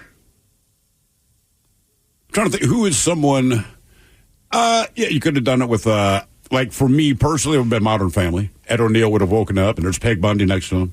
I dreamed that I was in a good family. I'm trying to think who else. And had a hotter wife. I do. He did all right both times. Both times, yeah. But they don't write that character out that way. You know, there's never a show like, I got a divorce. Right. That's what happened. That's what I'm saying. That's I just thought his question as I'm saying it now, but I'm just like, man, I wonder if there's any shows that you could actually tie him back to. Right. But there's not a lot of shows anymore that's just one, he was like, Bob Newhart. Now this one's Newhart. You know what you could have done? T.J. Hooker wakes up from being a cop and he's back on Star Trek Enterprise. There was a lot of speculation too that Breaking Bad, Bryan Cranston's character was basically his character from Malcolm in the Middle gone bad. So they could have tied that one in. Actually, what that would have been funny. You know what would have been better, I think, is if they went back and he's the dad on Malcolm in the Middle, and when he wakes up, he's back to his actual Breaking. So he's actually a bad guy. Right. He just dreamt that he was a klutzy father. And they also did that, now that I think of it, they did it with Archer there for a second, because the voice of Archer, John Benjamin, he also plays the voice of Bob from Bob's Burgers. Yeah. And they did an episode there when they took, I don't know if it was a hiatus or just a long break between seasons, but when they came back, they had Archer basically, I don't know if he had amnesia, brainwashed, whatever it is, but he was actually Bob from Bob's Burgers in the style of Archer's artistry in there. That was a fun scene there. That is pretty funny. And John, he's a funny comedian on his own, but I'm so used to hearing his voices. It's tough for me to see him do an interview and not think of him as just Bob from Bob's Burgers. All right, this is an interesting list. Basically, BuzzFeed got people to name celebrities that they're saying, like, basically the question is, it's a celebrity that you could never, ever hate. Never hate. Okay. Correct. So give you some examples, like Betty White is on the list. Yeah. I see the level you're talking about. Right. Let's see. LeVar Burton makes the list. Reading Rainbow. I'd say like Willie Nelson's one of those guys. I don't know anyone. He might not like his music, but he really like can't Willie. hate. Yeah, he can't hate Willie Nelson. I got to believe my guy Ryan Reynolds is going to be on there too. And then again, he had a spat in his earlier days, I feel like, when he was dating other people. But now this latest run, I feel like he's done really well. Yeah, I guess these are, and you're right. I like Ryan Reynolds a lot. But I think sometimes people, like, just because he's such a big star. Sure. These are more just like, most of these names, I feel like everybody goes, oh, yeah. So it's funny. The first one, number 17, was Terry Crews. Yeah. Okay, yeah. People don't really have a hard time. You know what I mean? Like, I don't know. People seem to like Terry Crews. Mm-hmm. Yeah, for sure. Like, if somebody just started talking to me, like, I hate Terry Crews, I'd be like, what? Do you know him personally and what happened? Right. Yeah. What bad experience did you have with Terry Crews? I don't know if he's on the list, but John Goodman. It's not bad. He did not make the list. I feel like Dolly's got to be on that list somewhere. Dolly Parton. Yeah. Good call. She's number one. Yes. Oh, my God. Yeah. She is number one on the list. Obviously, there's a couple people that have passed away. Chadwick Boseman was on there. Yes. Yep. Yes. Mr. Rogers. Okay. Just Miles Montgomery's the only one that doesn't. No, I didn't. As a kid, I didn't like him. I just got a weird vibe off of him. Can't say weird vibe. Even as a kid, when I watched the show, I understood he was a decent guy and he wanted to entertain, but there was something about him from childhood and it never left me. I'm like, man, he's never someone I'd want to meet, and I don't know why. No, don't meet your heroes. Mm-hmm. It was not my hero, Ted. Mm-hmm. Robin Williams made the list. Yeah. Yeah. Which I will also say, like, listen, Robin Williams battled his own personal demons. Sure. But, seems like everybody I've ever talked to that had an interaction with him. I mean, I was going to say, I met a guy once.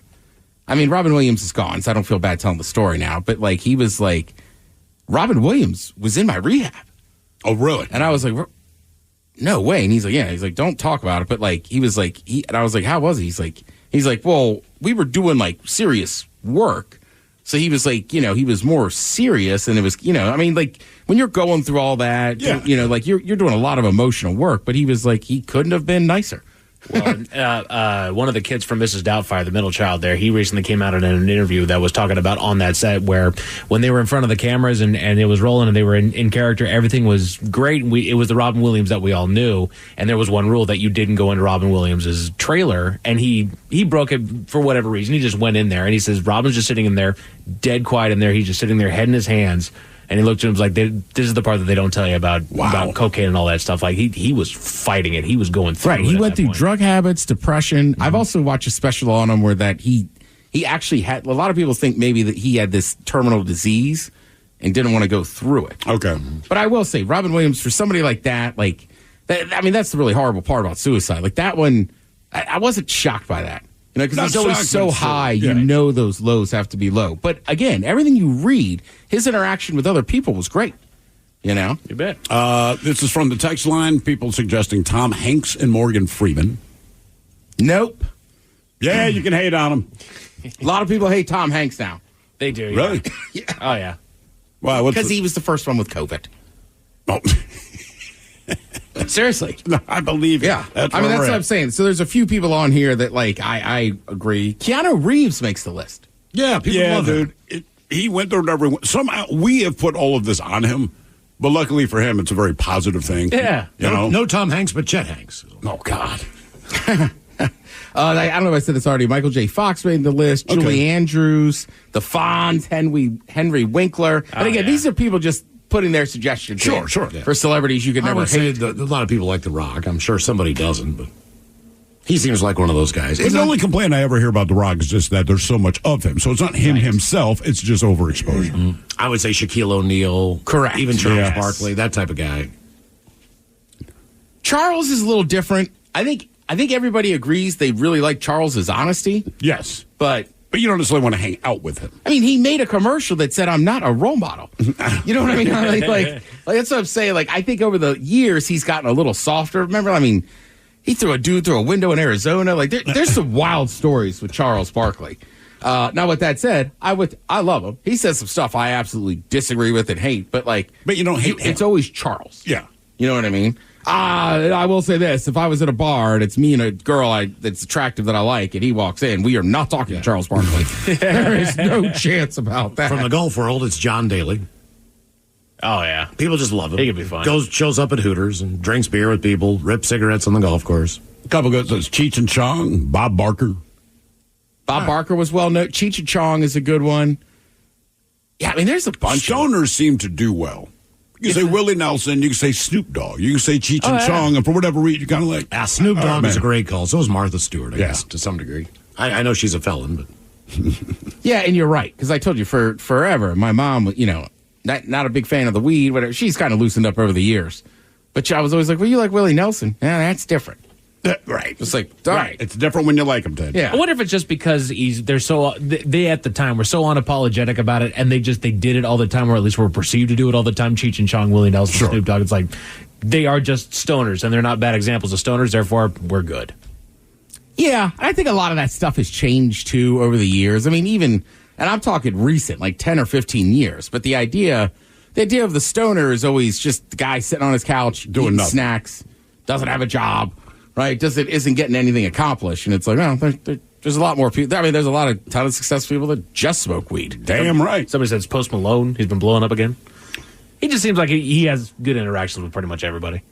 Yeah, and I saw what's his name, Wheeler Walker Jr. But you got to remember that's kind of a comedy act too. Sure. So I wouldn't believe that. Let's see. First of all, if you like sports, good news. I went through that a little bit last night. I kept flipping around. I'm like. And it's like, it's the day after the baseball All-Star game. Yep. There was soccer on. About it. Sounders, I should say, hey, those boys are turning it around a little bit, and I kind of like that the last month there's been rumors of fighting in the locker room, this and that. Like, hey, Smets, whatever you're doing, keep doing it. I don't care how much you're paying them. Start the guys that want to put in the effort. That's it. But you do have baseball back in action tonight. Thrill, I know what you're watching when you get home tonight. What am I watching? 6th season premiere. Cobra Kai, Netflix. Mm-hmm. Final Boys is on tonight, too. This is the last one? This is the last one of the season. I haven't even started already. I think that's the last one of the series. I got one more season. One more season, and then it's done. Thank you, Ted. We appreciate it. You're listening to The Men's Room. For those in the market for flavor, there's Modelo Spiked Aguas Frescas, a flavorful drink that's a modern twist on a Mexican street classic with 4 vibrant and refreshing flavors.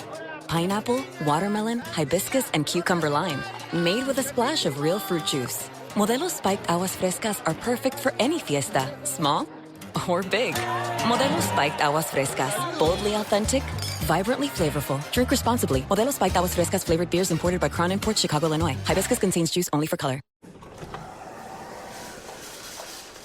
Hi, and welcome to IKEA. How can I help? Oh, my schedule is crazy. I just want some me time. Maybe it's time to embrace the joy of staying in. With comfortable beds, pillow and decor, mood lighting, and so much more, you can turn your bedroom into the place to be. Oh, sounds like a dream. We've got you. Visit us in-store or at IKEA-USA.com/sleep to create your dream bedroom today. What kind of programs does this school have? How are the test scores? How many kids do a classroom? Homes.com knows these are all things you ask when you're home shopping as a parent. That's why each listing on Homes.com includes extensive reports on local schools, including photos, parent reviews, test scores, student-teacher ratio, school rankings, and more. The information is from multiple trusted sources and curated by Homes.com's dedicated in-house research team. It's all so you can make the right decision for your family. Homes.com. We've done your homework. Coastal Farm and just what the country needs. On July 24th through the 28th, it's buy two, get one free on Country Companion Feed. Buy three, get one free on Sunglow Show Feed. And buy three, get one free on large bags of Purina Feed. Coastal Farm and Ranch, we're just what the country needs. Get more feed for less this week at your local Coastal. The Men's Room returns with Miles and Thrill. Now, let's see what's happening in the real world. All right, here we go. Italian officials are looking for a tourist who tried to, well, have sex with a statue. Meanwhile, a chimney sweep battles a seagull when it got stuck in a flue. Smokey the Bear celebrating his 80th birthday, saying he's presidential age now. Buy me a shirt. 3 break into a racetrack and become K9 training channel. And a Sam's Club employee gets beaten up by a family because they would not make 2 pizzas 2 minutes before closing. Not the ones they had up. They wanted 2 new pizzas. Yeah. So they beat them up. It's time for your headline. Now, it's time to hit the headlines. Here's my cock. Very good, sir. Our top story, we go to New Zealand where 3 teenagers have some bad timing. For whatever reason, as young teens may do, our 3 hooligans decided to sneak into a local race course in the middle of the day to do Lord knows what. Unfortunately for them, they were spotted by an employee that was on the grounds at the time, but he did not call the police in the usual sense of the term. It turns out that the employee was there to oversee a training course that was taking place on the course that day. A K9 unit training course for the local police. Oh, boy. They were informed of the intruders and conducted an operation to arrest the 3 with use of the police dogs in training, carrying out a successful arrest without incident. The 3 were referred to a youth aid service. I guarantee it was without incident. You're darn right. And I'm sure it happens here too. Baltimore, it's just a lot more like violent crime going on. And you see guys running down the street and the cops would go freeze, do all this. They get their guns drawn, it didn't matter. And they would just say the word, "We will release the dog." And I mean, it was like playing red light, green light.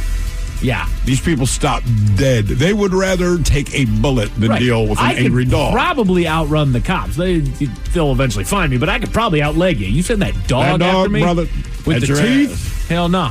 Because that's how they grab you. And then put on top of that, you don't want the dog called after you, right? How about a dog in training? Right. He's not quite up to stuff. We don't know if he's going to stop. Yeah, that's right. We don't know if he's going to be an officer yet. He's supposed to go for my arm. And here's the thing. You said it's canine training. There's more than one, and none of them have That's quite. right. None of them are Eagle Scouts. That's just a bunch of wild dogs at this point. I know they're not. Don't at me. In other news, down to Georgia, where a local Sam's Club is the latest scene of a food fight.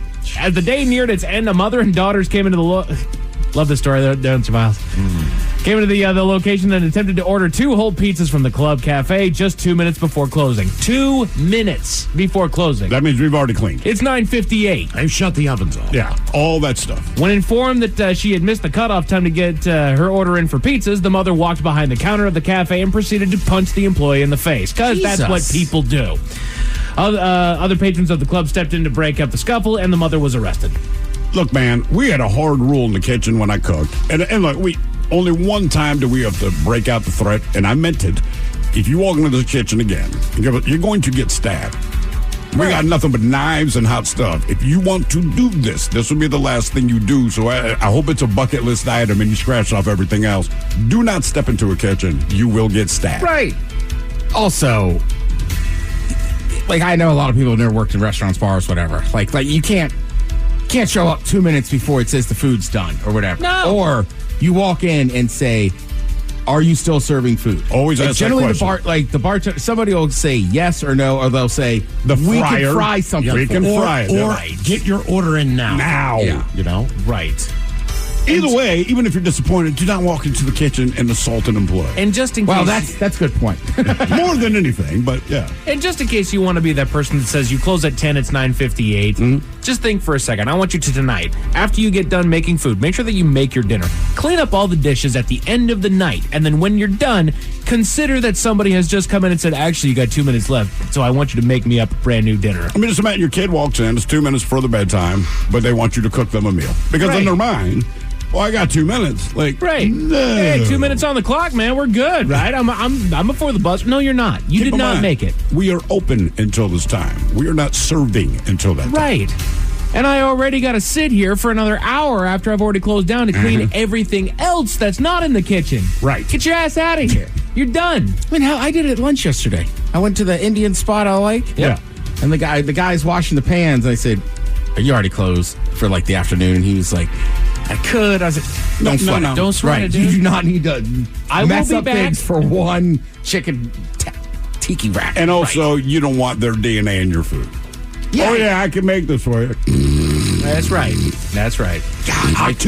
I'm thinking about somebody walking in now and being like, "Well, it says you're open till 10." Like, I would strangle that person. I'm like, we are open until 10. You just can't get food, dumbass. Exactly. And you stand here for 2 more minutes. You sit there and debate with them for 2 minutes, say, "Actually, we're closed right now. I need you to leave." Sorry. Yeah. Sorry. Our doors are locked.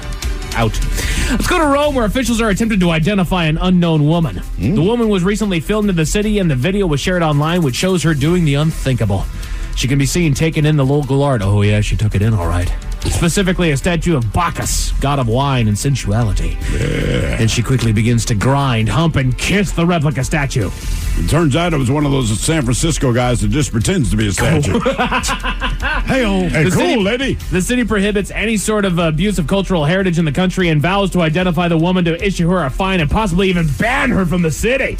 They also believe that she may have been inebriated at the time of the video. You count on that part. Smart money says Canadian or American. Luckily, the original statue is in a local museum in Florence, and that the one that she defaced is just a replica.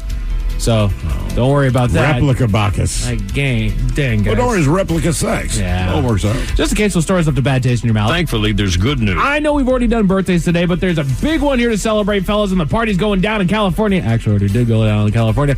On this day back in 1944, this particular individual featured on a poster urging people to do their part in protecting and preserving our lands. In 1947, he first uttered his famous catchphrase that was later revamped back in 2001, informing people that, quote, "Only you can prevent forest fires." That is right. Today, we celebrate the 80th birthday of one Smokey Bear. Smokey Bear. Yeah. That's why they call me that, bro. You also don't let things on fire. Man, only you can do it. I'm off work, dude. They call me Ganja Bear. It's after hours. Bedroom sports. The quest to get NBA basketball back in Seattle took another step as Commissioner Adam Silver suggested that the NBA will begin an expansion process in earnest this fall, acknowledging the improved parts of the TV and digital right deals by the league owners, staying true to the previous statements that the league would turn to expansion following the finalization of those deals. Meanwhile, here in Seattle, Kraken owners David Bonderman and Samantha Holloway have publicly expressed interest in bringing the NBA back here to Seattle. There's also an NBA exhibition game planned here to be here in Seattle on October the 11th between the Clippers and the Trailblazers if you would like to show your support. Oh, I talked to my friend from the future. So, yeah, Vegas and Seattle, you're getting NBA. Yeah, I know. As far as your weather, got a little bit of cloud cover coming in tonight that'll keep things cool into tomorrow morning. That's expected to clear up around 10 in the morning before boiling into a nice, clear, sunny day with a high of about 82 to lead us into the weekend. And it's also drinking weather outside, gang. Perfect time to grab yourself a delicious Men's Room IPA from Black Raven Brewing Company. Been known to be on tap in Black Diamond at Boots Tavern, Muckleteo in Cole's Tavern, and up in Everett at Pints and Pups. And, of course, you can find a comprehensive list of locations on the Men's Room page of KISW.com. That is it for your headlines. With that, Mike Hawk is out. Thank you. We appreciate it. We'll see you tomorrow for the weekend. The return of a Bad Choice Friday and Ted versus the FCC. Yes, indeed. It is all true. But in the meantime, well, we be all about this bitch. So until next time, please do what you do best. And for Aletha's sake, stay beautiful. The Men's Room has been taped before a live studio audience. Wardrobe and makeup provided by Mantastic Limited. This has been a presentation of the Men's Room Radio Network. Oh, man! A Double Flush production. Hey, it's Tiki Barber with 2 words any business owner wants to hear: extra income. Amazon Hub Delivery is looking for Seattle businesses to assist with local deliveries. You get paid for each package delivered. Amazon Hub Delivery has no startup cost, no long-term contracts, and no delivery experience required. If you're a Seattle business ready to assist with local deliveries, sign up today at amazon.com/hub delivery. That's amazon.com/HUB delivery. This episode is brought to you by Progressive Insurance. Whether you love true crime or comedy, celebrity interviews or news, you call the shots on what's in your podcast queue. And guess what? Now you can call them on your auto insurance too with the Name Your Price tool from Progressive. It works just the way it sounds. You tell Progressive how much you want to pay for car insurance, and they'll show you coverage options that fit your budget. Get your quote today at Progressive.com to join the over 28 million drivers who trust Progressive. Progressive Casualty Insurance Company and Affiliates.